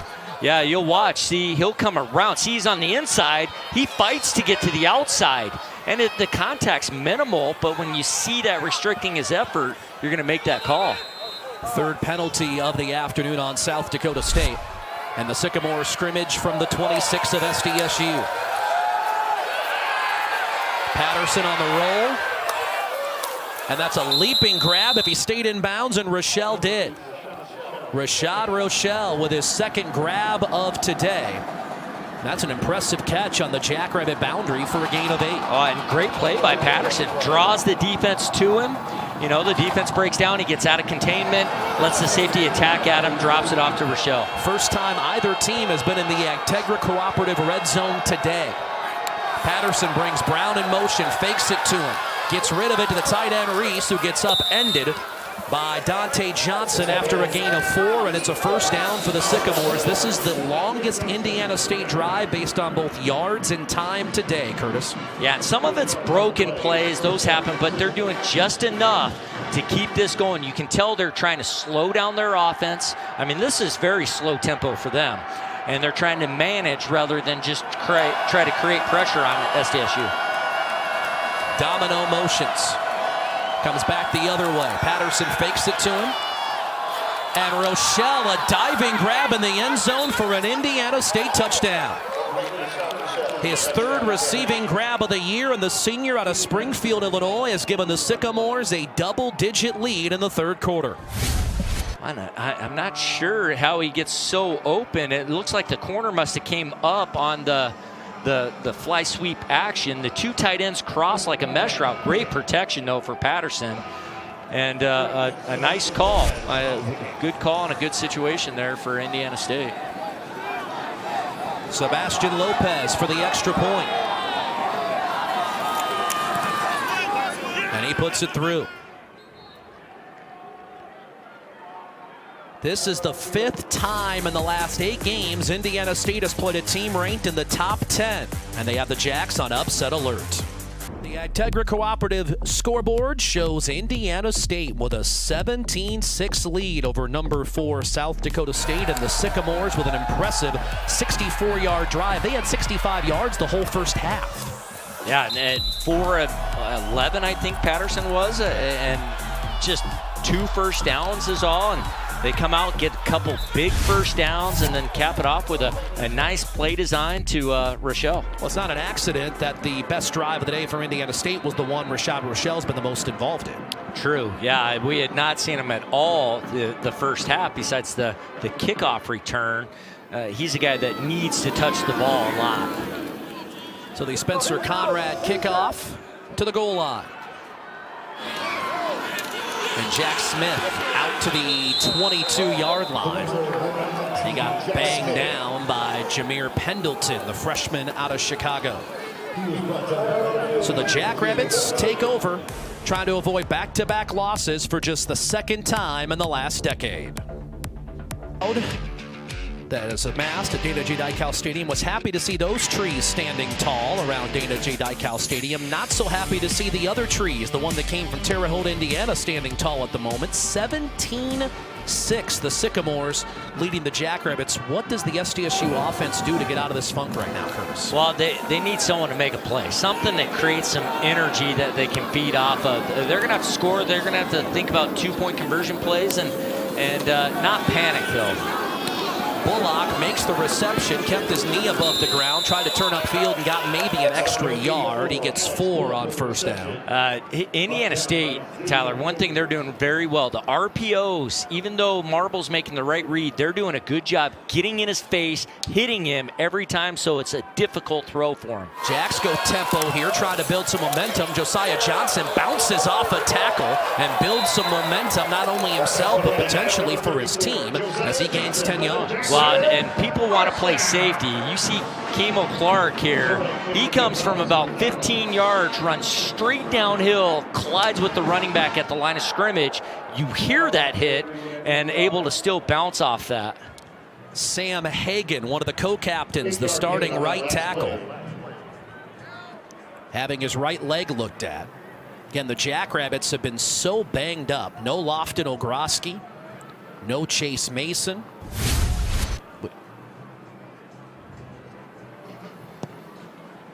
Rolled up at the end. Yeah, it's always the difficult part.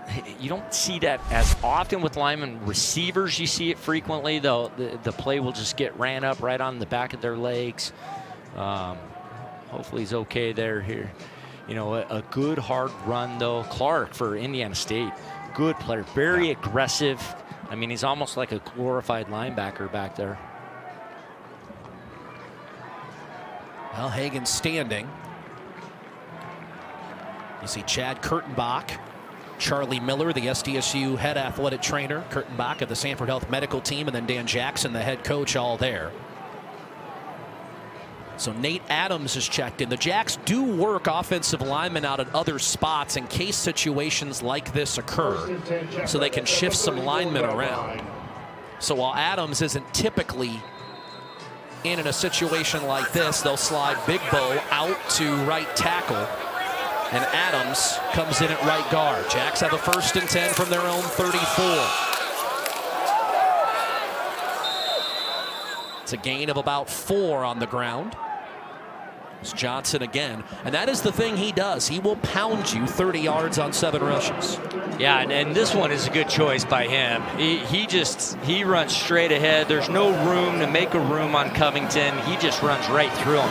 He says, if you're going to try to tackle me, I'm going to make you pay for it here, and he did. 2nd and 6. Marble 14 of 22 for 130 yards passing. And he has that 17-yard scramble as well. He will keep, and he's got some green in front of him, and then took a shot down around the knees at the 44-yard line from Kamal Clark. But it will be a 1st down of 6 yards, but you don't like to see that if you're a guy. Yeah, and you saw Kamal Clark. Watch this. See, you'll see him come out of nowhere here. Boom, there he is, and he's just licking his chops, thinking, oh, the quarterback's out here. I got a shot at him. And a really good tackle, taking out those long legs. I got him up closer to the thigh on the right side, as a matter of fact. That's the 12th tackle for Clark. He has 97 on the year. He was the Northeast Conference Defensive Player of the Year at Central Connecticut State last season. At the 45 of SDSU's own, it's 1st and 10. Sycamore's jumped early. It's a free play, but Johnson on the run will cross into Sycamore territory to the 47. That's 9 yards. You know, it's one where do you take 2nd and 2 or 1st and 5? Offside, defense, number 35. I think they're going to decline it. You saw the burst there, though. He got in the open field and just a quick burst. That's what you want to see, that acceleration. 8-yard gain on the Josiah. And they mark it at the 47 of Indiana State. The line to gain is just shy of the 45. As you see Dan Jackson in the middle of your picture, the first-year head coach of South Dakota State. And there's Marble, the redshirt freshman out of the northwestern Atlanta suburb of Smyrna, Georgia, Campbell High School. On 2nd and short, it's Johnson again for a 1st down carry to the 44 of Indiana State. Indiana State squeezes this play down well. They squeeze down. They take Picka out of the play, who's trying to kick out the defensive end. But Johnson sees an opening, just goes to it right away. Good job just getting the 1st down. And 34 with a flat tire. He lost his shoe, so while they fix that on the sidelines, Basinger is in for the Jacks at tailback. From the Indiana State 44, Bullock on the screen. And that is well defended by Nityaksko. Alex Bullock with the catch, loss on the play. Jackson lose 2. And even right there, it was an RPO, and you'll watch. Marble's got a guy coming right at him right there that's going to put a hit on him on that quick throw. Those hits really start to add up, and that's why I think that's one of the reasons Eisnes is getting the ball out of Marble's hands quick, so he's not having to feel that pressure and think about, I got to get rid of it, I got to get rid of it.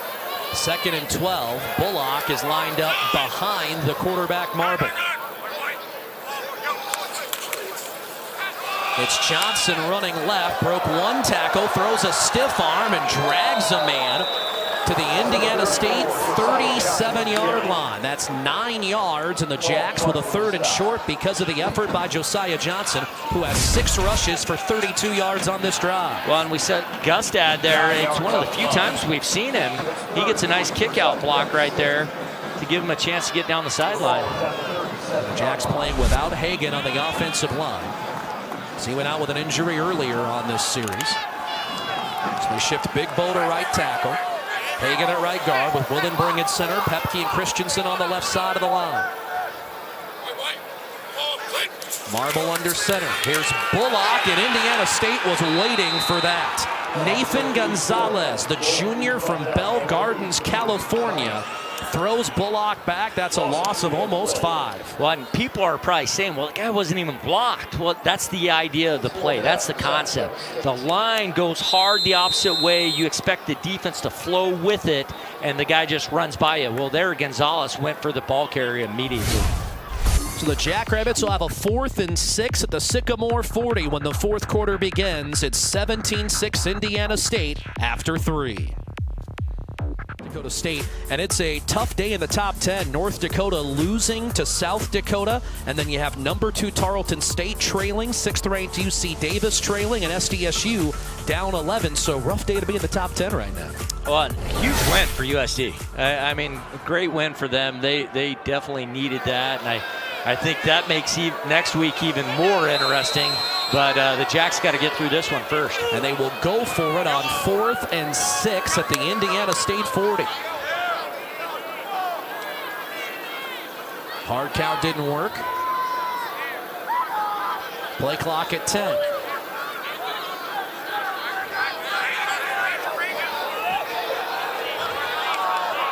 He's going to punt here now. Yep. Marble had a dandy against North Dakota State last week. This will bounce inside the 10 and go out of bounds. So the pooch punt by Marble puts Indiana State at its own 6. So a 34-yard punt by Marble. And it'll be up to that Jackrabbit defense to try to get something going. Well, I know a lot of people probably get frustrated by that, but that's a great call. A great call. And the reason why is because your defense is much better than your 4th down offense right there. And pin them back. Indiana State's offense, yes, they scored last drive, but they hadn't done anything up until that point. So you're counting on the best part of your team to come out and get you a stop here. And the Jackrabbits have a 1 touchdown in the last 7 quarters of football. Patterson the handoff, and Nick Osho able to rush for 3 or 4 yards. Combination tackle by Joe Ullman and Noah Thompson. And you saw Ullman taking on the block with his left shoulder and making a tackle with his right one. And if he wouldn't have, I think Osho would have had some room to run there. Osho's only had 5 carries today. Indiana State in no hurry to snap this football, which, as we talked about, is not the Sycamore offensive personality under John Baer, the former Bucknell offensive coordinator. On 2nd down, Patterson will pull it. He'll throw down the left side. 1st down and more out near the 40 to B.J. Weiss. That's just the 4th reception of the year for the Danville, Indiana native. What a great throw and catch for a gain of 32. And this is lazy by Isaiah Johnson. He gets caught looking in the backfield. Plus, he's wide, giving him the entire middle of the field to get to, and is surprised by it. He's surprised by the play call there. Longest pass play of the day for Indiana State, then the first down carry by Osho, and Cullen McShane, still sporting that club on his left hand, makes the tackle for no gain. Yeah, nice throw by Patterson, but you saw he stood there, waited, and was watching that side of the field the entire time. 2nd and 10. Patterson slings it down the field, and the ball tipped away by Kobe Bretz. That's the 6th pass breakup of the year for the former Nebraska Cornhusker. It'll be 3rd and 10. Well, the Jacks got lucky again there. They went a cut cover 2, it's called, where Johnson will shoot in as the corner, and the safety will come up and help. But the tight end, Reese, for Indiana State, went right down the sideline with no one on him. Patterson never saw him. Sycamores 3 out of 8 on 3rd downs. Jacks have 6 men at the line. They only come with 3. It's a screen to Osho, and he will get about 4 is all, as the Jackrabbits didn't come with the all-out blitz and were able to sniff out the screen. They are one of the best defenses at getting off the blocks in the open field. They're so good at getting off those blocks, avoiding a block, rallying to the ball, because that play looked like it was going to get about 25 yards. Harry Traum, 4 punts, a 44-yard average today. The Australian will kick it to Miles Taylor, the Arizonan. Special teams has been a big factor today all the way around. Traum just did manage to get this one away, and Taylor the fair catch, hovering at his own 20. Call it 38 on the punt. And South Dakota State has some work to do, trailing 17-6 on the Integra Cooperative scoreboard. Indiana State with an 11-point lead here in the 4th quarter. This is a Sycamore defense that's been giving up 491 yards and 45 points per game, but they've held the Jacks to just 65 yards on 15 plays in this 2nd half. Well, and you watch, I mean, Clark's been a huge part of it, but, I mean, big hit again right there by Clark. But Gonzalez right here plays that fly sweep. It just seems like they're maybe half a step ahead here, and they're counting on Marble not being able to make the plays, and they've gambled correctly so far. Jacks from their own 19. Marble, he has Bullock diving in front of the Indiana State sideline, and they are going to rule that a catch. This is a great catch by Bullock. I mean, this is a great play, but Marble's got to give him a chance to just run with it here. The Indiana State sideline was contending he didn't hang on. Yeah, and it's going to get looked at. There was a little bit of a bobble there, it looked like. Ruling on the field is a completed pass for a 1st down. The previous play is under further review. Yeah, and what great time for this this play call. Well protected too.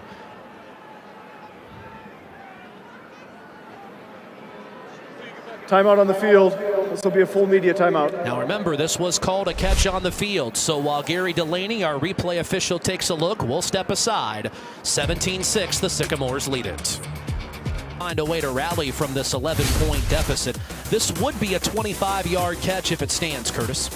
It'd be a big one. The Jacks offense definitely could use it. You and I both thought the point hits the ground. We're going to hear right here.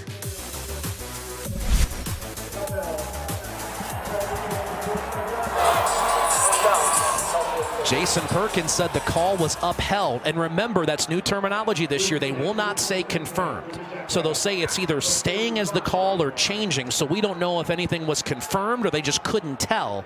But either way, it counts, and that may be the biggest break of this game for South Dakota State. Really is. And you and I both agreed that if they changed it, it would be hard to argue that. And keeping it, it was probably difficult to really be able to overrule if the ground made it move.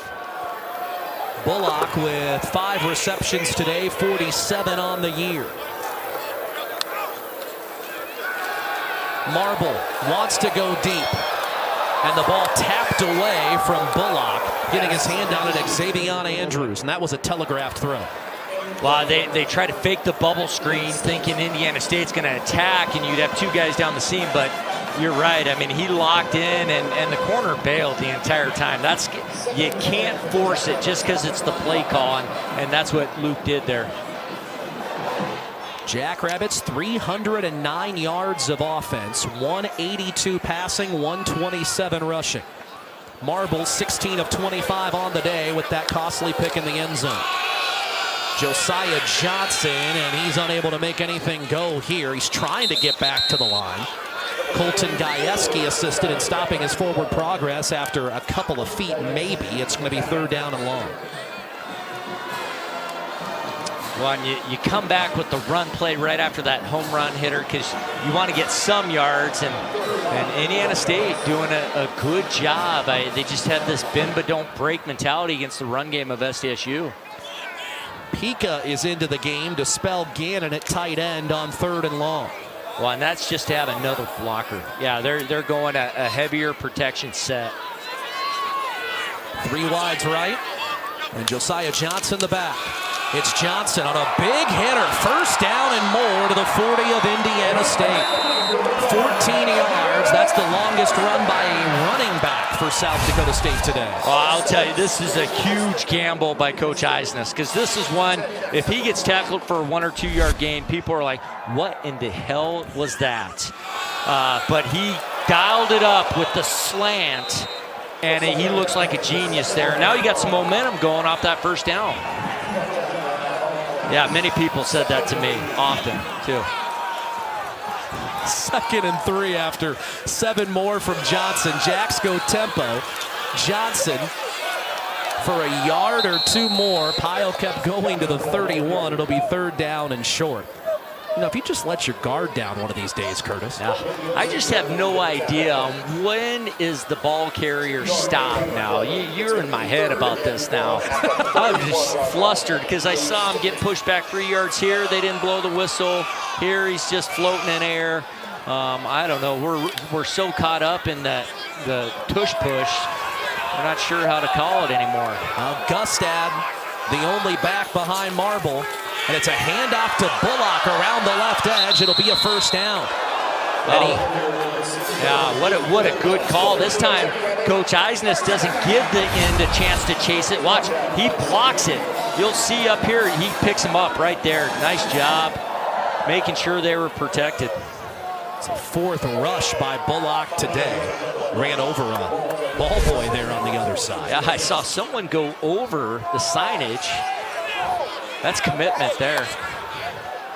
Hazard pay for that. From the Sycamore 26, James Basinger broke away from 1 tackle in the backfield, but he does finally go down behind the line of scrimmage. Nick Yatsko, yet again, he and Clark have both had tremendous games in that Indiana State secondary. Yeah, and this is Basinger's fault, though. He's just expecting an automatic cutback there. He's got to press that one. That DN went into the tight end, pushed him upfield. Don't just think it's going to be there every time. Still read it and react, just like your instincts will tell you. Basinger to Marble's right on 2nd and 11. Screen to Smith, who couldn't come up with it. Yeah, and this is Luke. He sees the blitz coming. He knows it's coming. I got to get rid of it quick. He has to flip his hips all the way around and try to make that throw, and it's just low. And thankfully, the Jacks get lucky there that Smith doesn't pop it up to a defender. Yatsko and Covington were both breathing down the neck of Marble. This 3rd and 11, Jacks are actually 6 of 13 on 3rd downs today. Yeah, and it's not necessarily 2 downs because you still need a field goal in this too. Delahoy, the tight end, motions out as a wide out to the top of your screen. Marble with a good pocket. He's got Bullock, who makes the catch inbounds. Touchdown, Jackrabbits. Well, great adjustment to the football. He turns his body all the way around. I think he's able to get his right foot down. You only need 1 foot in college. I thought they were going to get a hold right there. Yeah, that right foot is down. Great job by Bullock. Yep, right there. Great shot, too, by the crew. Got to go for 2 here. The concentration and the body control of Alex Bullock for his 3rd touchdown of the year, and the Jacks will go for 2. You get to pick where you want to spot the ball. They want it on the near side. Johnson back in. It's a reverse. Garcia Castaneda, and he won't get there. Well, and the trouble is Marble doesn't get out fast enough, and so one guy is covering Marble and still able to come up and tackle. The spacing got caught up because Marble wasn't out quick enough. Yeah, because that was a possible throw by Garcia Castaneda. Yeah. He could have done either. So South Dakota State in the end zone for the first time today, but still trails by 5 in the fourth quarter. The Integra Cooperative scoreboard, Indiana State has led most of this game. And a 17-12 lead over South Dakota State. And Kurt Mallory happy with what he's seen from his team on this upset bid. Dan Jackson trying to figure out a way just to survive today. Yeah, boy, it says a lot about Mallory. I just can't. I mean, he's 26 and 61, and he's been there 9 years. He's doing a lot of things really well besides the win-loss situation, which says a lot for him. Of course, the new boss at Terre Haute, Nathan Christensen, been there a little more than a year. Former Jackrabbit, a member of the administration here at SDSU, and then took that job at Terre Haute. He's in the booth directly to our right, observing all of the festivities as the Sycamores up 5 with the ball here with 8:36 left in the fourth quarter.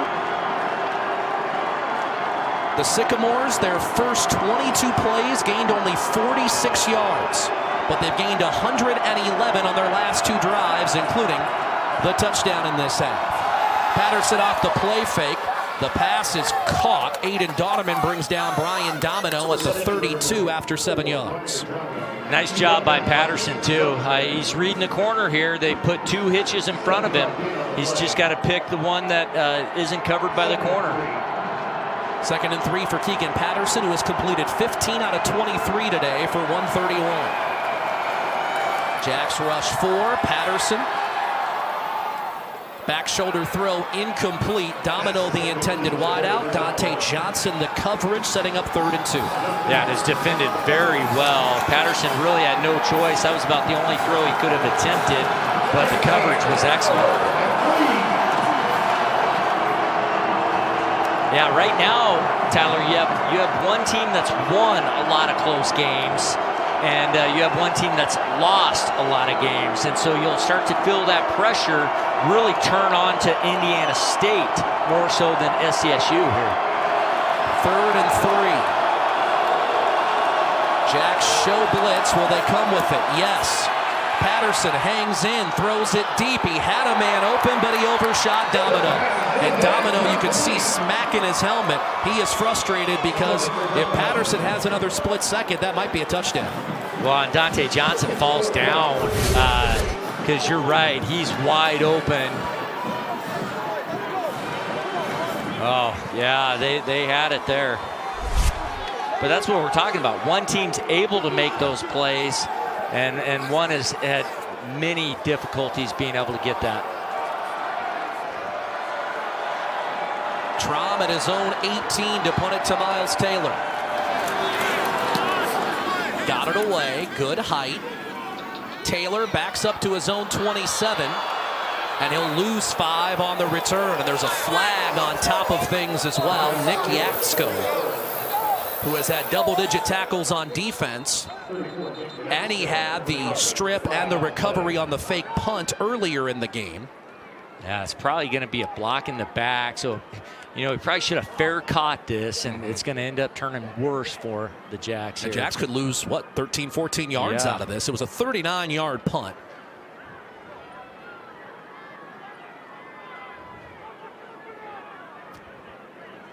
So the officials corroborating all of this of where the flag was thrown. And there is no foul on the play for an illegal block in the back. First down, South Dakota State at the 22-yard line.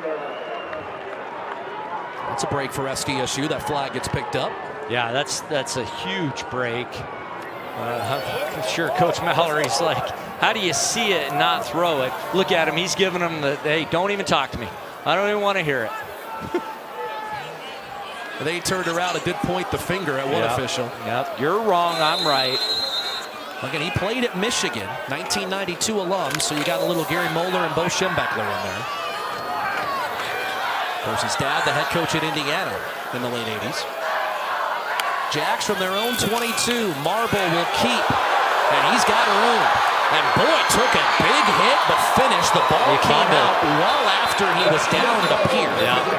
Marble to the 37 for 15. Logan Wilson protesting it should be Sycamore ball. Well, he needs to learn how to slide, because if he's not going to make a move, I mean, he's a running statue. Boom. Like that is just not safe at all. And Clark is not one to try to slow down before contact. So Luke's, hey, I got a good run here. Let me just get down and we'll keep going. 14th tackle of the afternoon for Clark. Jacks from their own 37. Bullock motions to the bottom of your screen. Basinger broke one tackle, and somehow he gets 3 yards on what should have been a multiple-yard loss. How about the effort of the freshman running back? Yeah, that was a really tough run. I mean, Basinger, he stopped for a 1-yard loss, and he just keeps carrying him for 4 more yards there. Basinger today with 43 yards on 12 rushes. Josiah Johnson has 75 on 14 attempts. Basinger again. Clark there to meet him, but he actually got hit forward by another Sycamore defender. Well, Alex Rose. And this is just poor defense by Indiana State. I don't know for the life of me why the DN would fly at Marble and let the running back run just underneath. I mean, Marble's least of the threats there, and Coach Eisnes has got to be thank you very much for doing that. No confusion on personnel here for South Dakota State as they go big on 3rd and short. Sycamore subs, the Jacks have to allow it. Basinger behind Marble on 3rd and a yard. And Basinger will pick up a first down and more to the Sycamore 46. That's 8 yards. Basinger's very good at keeping his shoulders square and the little quick side steps. You'll see it here. Watch, he's expecting contact, so he keeps those shoulders square, protects the ball, and then is able to run and finish the run, getting positive yards too. 1st and 10 for the Jackrabbits. Basinger 3 rushes, 17 yards on this drive. Johnson back in. Marble fakes it to him. On the roll. He will keep. And he'll end up out of bounds. They'll mark him just inside of the 45. So Marble for a little more than a yard. Yeah, and he's right there. He pointed to Gannon. Hey, just block that guy. Gannon was kind of caught out of position to be able to do that. Marble made the right choice. He didn't have anyone open. Let me just get 2 yards here instead of trying to make a play out of nothing. Jackrabbits received the opening kickoff and connected on a field goal. Indiana State returned the ensuing kickoff for a touchdown and has led ever since. Jacks trying to go ahead. We're under 5 to play. Marble on the keep. He managed to get away from one, but got buried by 3 more Sycamore defenders. Maybe gained a yard. The risk not worth the reward on that one. And you can see he's feeling it. There's certain guys that are just really bad dancers, myself included. I think Luke's going to be in that category too, because you can see, get rid of that dancing. Just run, just go straight ahead right there. He doesn't need to make that little hop step. That's what slows down, lets the defense get there. Get those extra 3 yards just running ahead right there and put yourself in a better situation for 3rd down. 4 down territory here for the Jackrabbits with 4 minutes to play. 4-man rush. Marble. Pass deflected at the line. He had Garcia Castaneda, but the ball never got there, and it is 4th down. Yeah, and it would have been about a 3-4 yard gain. He would have got tackled probably right away, but you're right, he was open. He kind of held it, though. Since that, he waited on it instead of throwing right when he was open. Jacks are 0 of 3 on 4th downs today and 5 of 18 on the year. You know, and quick kicking again here isn't a total bad option. They have 3 timeouts. Still 4 minutes left. Well, Marble is in the gun. They're going to blitz him, though.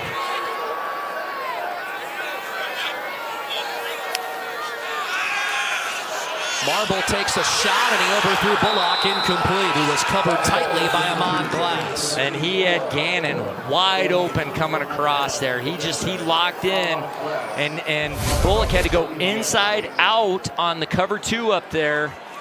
This is where Marble's got to get his eyes off that. You see, there's Clark would have been there even if it was a good throw. So Indiana State with a 5-point lead and the ball with 3:53 to play. Now, as you mentioned, Curtis, Jacks do have all 3 timeouts, plus the break at the 2-minute, and Marble hobbled off the field, and Hallie Hall, one of the athletic trainers, talking with him. But Indiana State will look to ensure he never sees the ball again. Joe Ullman has other ideas as he holds up the running back Nick Osho. It's 2nd down. Well, that's a great job. The Jacks got to get 3 out here. You can tell Indiana State's saying, we'll try to get this 1st down, but we also feel like our defense can get a stop too. They're going to play it close. If it's a throw, it's going to be his first read type throw.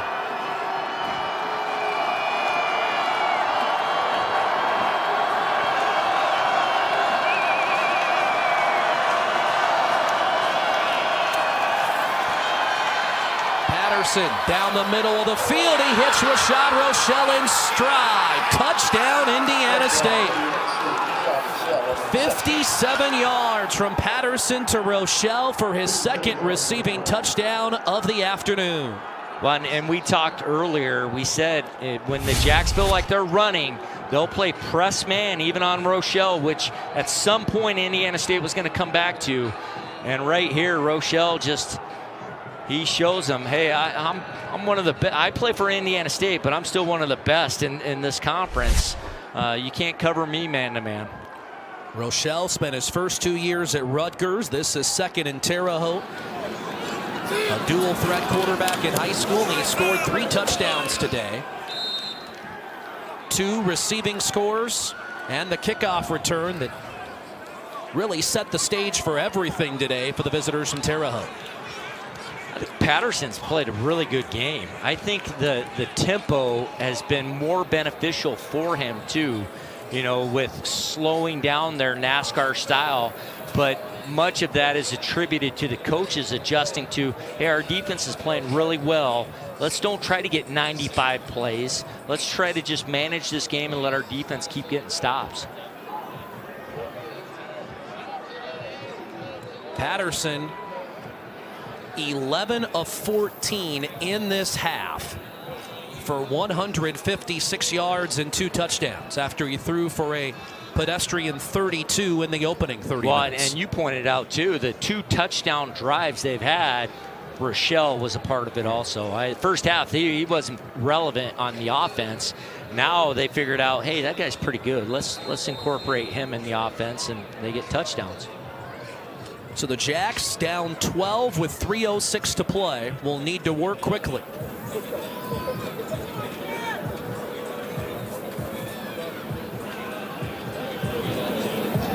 The Spencer Conrad kickoff into the hands of Jack Smith at the 7. And Smith down the near sideline into Indiana State territory. Hit out of bounds at the 43 of the Sycamores. It's a great job. Watch this crease he's able to get through. This is what's so scary, kick returners. Watch, he just squeezes through that. You don't know if someone's waiting there for you. And then no dancing, just run and get as many yards as you can. That's a really good return. 50-yard return for Smith. That's the longest kickoff return by a Jackrabbit this season.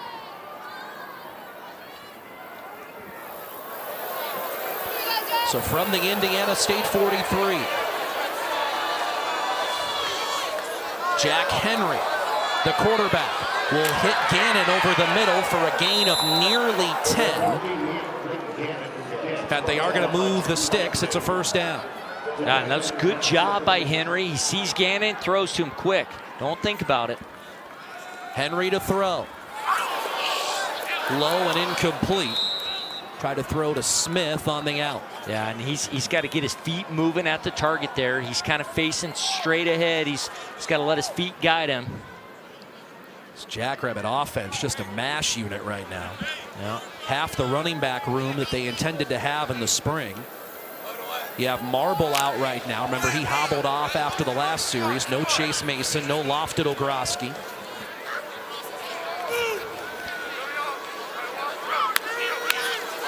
Henry to throw. Great athlete. He'll throw on the run. Incomplete. Threw a bullet towards Bullock.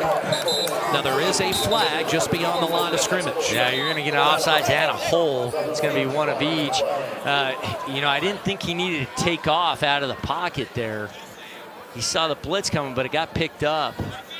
That's also what the hold came from, I think, here. So 3 officials trying to sort this out. It's Kurt Mallory, the Indiana State head coach, and then Dan Jackson. So again, we have a flag on the near sideline, a couple of yards beyond the line of scrimmage, and one in the backfield. By both teams on the play. Offside, defense number 95. Holding. Offense, number 32. Those fouls offset. Second down.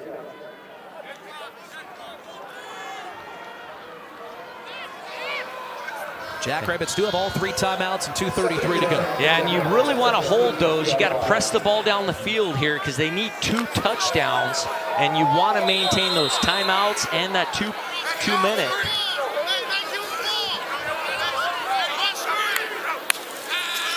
Henry to throw. Kamal Clark, almost a game-clinching interception. He stepped in front and knocked it away, but couldn't quite haul it in. Boy, that was a beautiful play by Clark, undercutting this, because it did look like it was a great throw.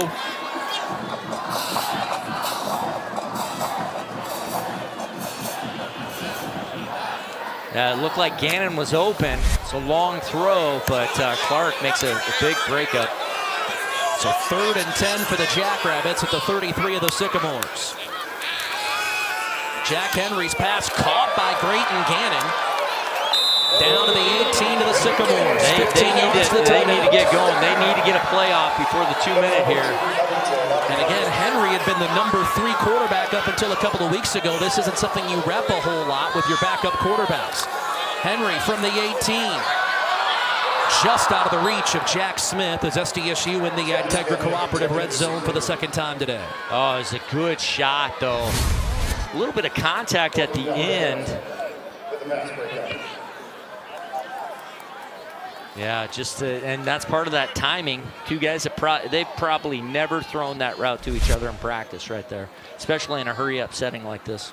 The number 2 quarterback typically takes about 1/3 of the reps for Eric Eisness' offense. So the last couple of weeks, he has taken some of those reps, but before that, he never really had because, again, he was behind both Chase Mason and Luke Marble.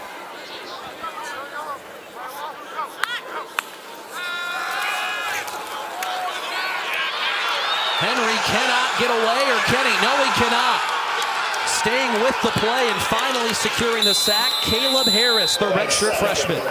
Yeah, and Henry needs to, he'll learn this with reps. Don't run outside of that defensive end like that. Indiana State trying to pull off the upset in Brookings, leading by 12. It's South Dakota State University and by Peterson Farms Seed. South Dakota State trailing Indiana State 24-12 with 1:57 to play. The Jacks have it at the Sycamore 33. And this is a 3rd down and extra long. Jack Henry throwing deep for Alex Bullock, and the pass was out of bounds. Bullock trying to claim he was interfered with, but the contact happened beyond the boundary, and the Jacks are down to one last play.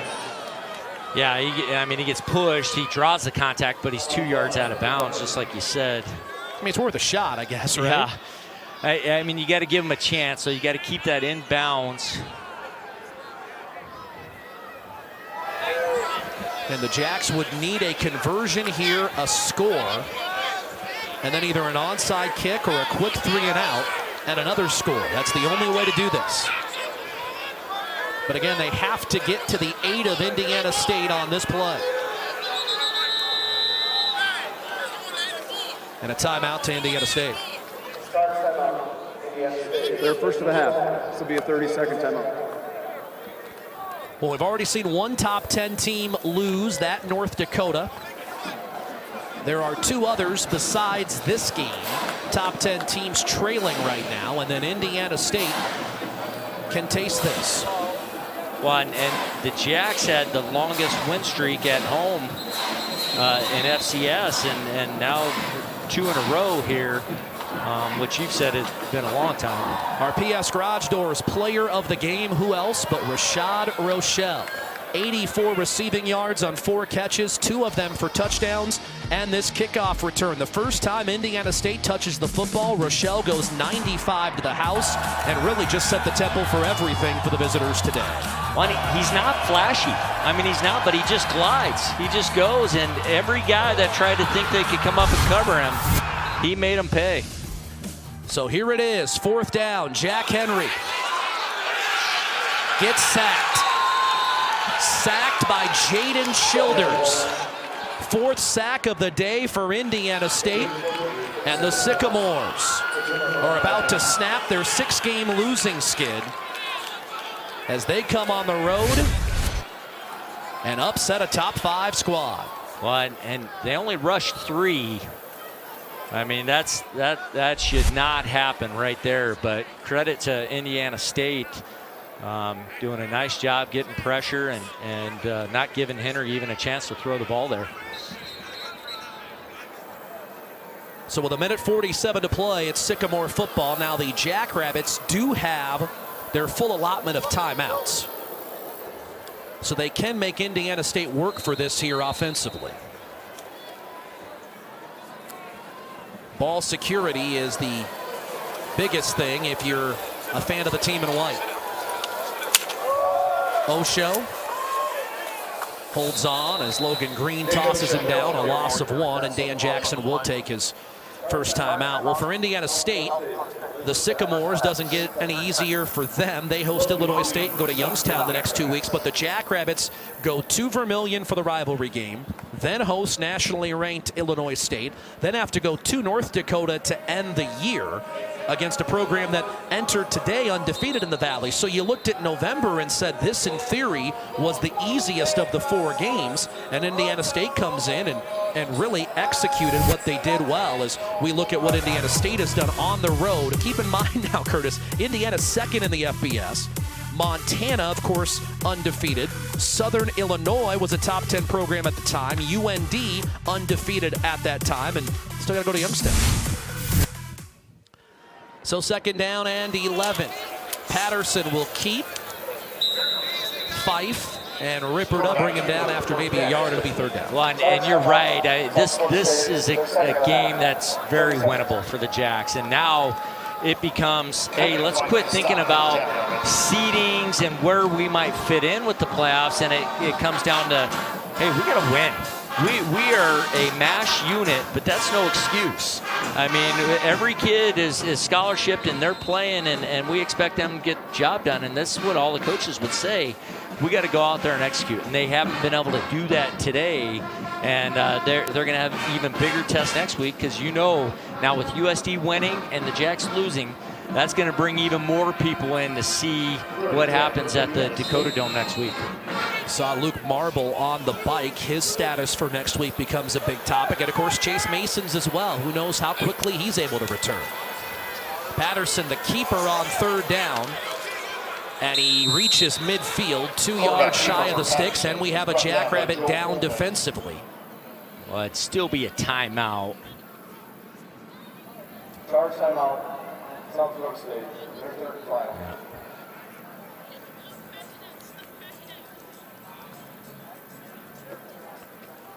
It's just every time you see a Jackrabbit down like that, though, you're just like, oh, gosh.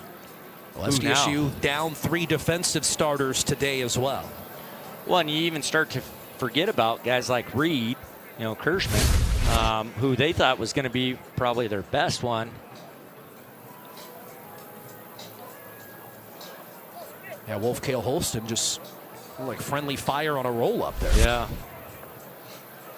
Yeah, the coach part would still be, though, hey, 4th down, they got a punt. We can stop the clock on first downs, out of bounds. We get one score, we get an onside kick, give us a chance to throw something up. It's always trying to think of, hey, we still got a chance, okay? And this is what we got to do. And that's what's great about sports is, if there's time and an opportunity, crazy things can happen. Well, and you also think about long term here for a kid like Jack Henry. The chance to run 2-minute drill one more time. I mean, that can only benefit him in the future because you can do it all you want in practice. It's different in a game setting. Yeah, way different. And in practice, they always don't touch the quarterback, let him throw. Here, you don't have those freebies. And you're right, just the feeling of game reps can never be replicated in practice. No matter what you're doing, it's still never the same. So Wolfcale Holston, the 5th-year senior out of Gilbert, Arizona, checks out, and now, as you see, Rashad Rochelle, number 8 there, with 179 all-purpose yards today, leading the Sycamores on the brink of this upset. Miles Taylor is back deep. Trom quickly gets the punt away. Taylor will return it from his own 9. Out to the 23, and then we have a flag down. Yeah, this was a terrible job. I didn't see the number, but it was a blindside block that just cost the Jacks 15 yards and was so needless. 41-yard punt for Trom.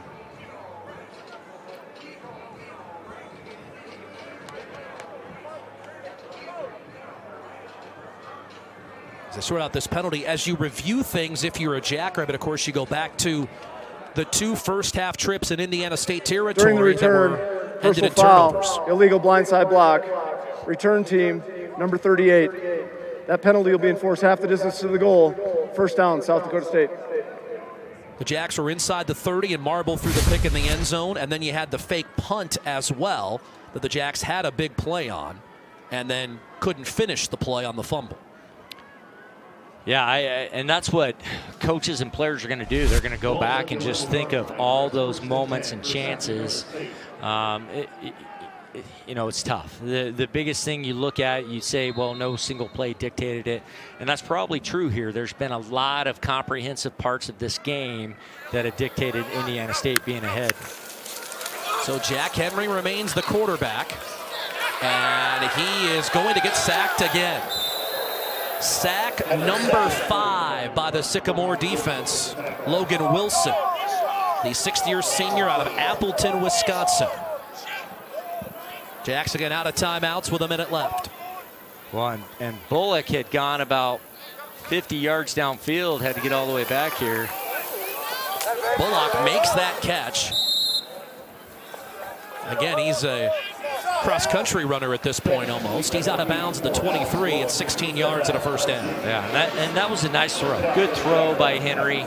Good pocket.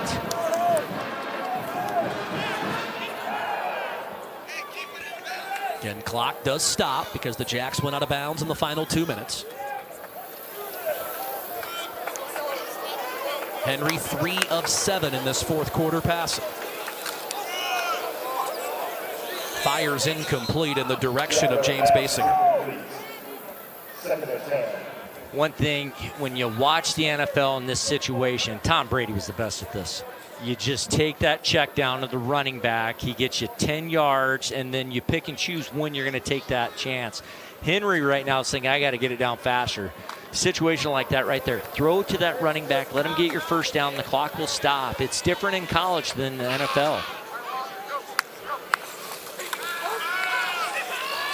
Henry's pass is caught.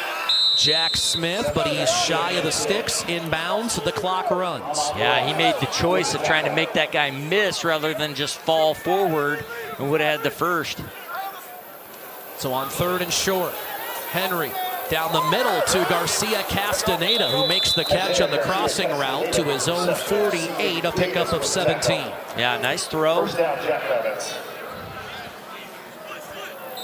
Clock restarts. To the boundary, and a nice job by Goring to keep a foot in bounds and make the catch, his 5th of the day. Yeah, now he's got to throw something downfield towards out of bounds. And they've got 2 plays to get a score for you to have a chance to be able to onside kick and get 1 play at the end zone. It's a tall task.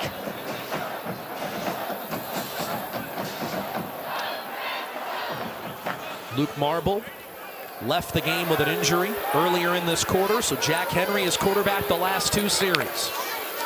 Henry from the Sycamore 48 throws high, ball deflected and intercepted. C.J. Davis, his first pick of his collegiate career, and that will seal it for Indiana State.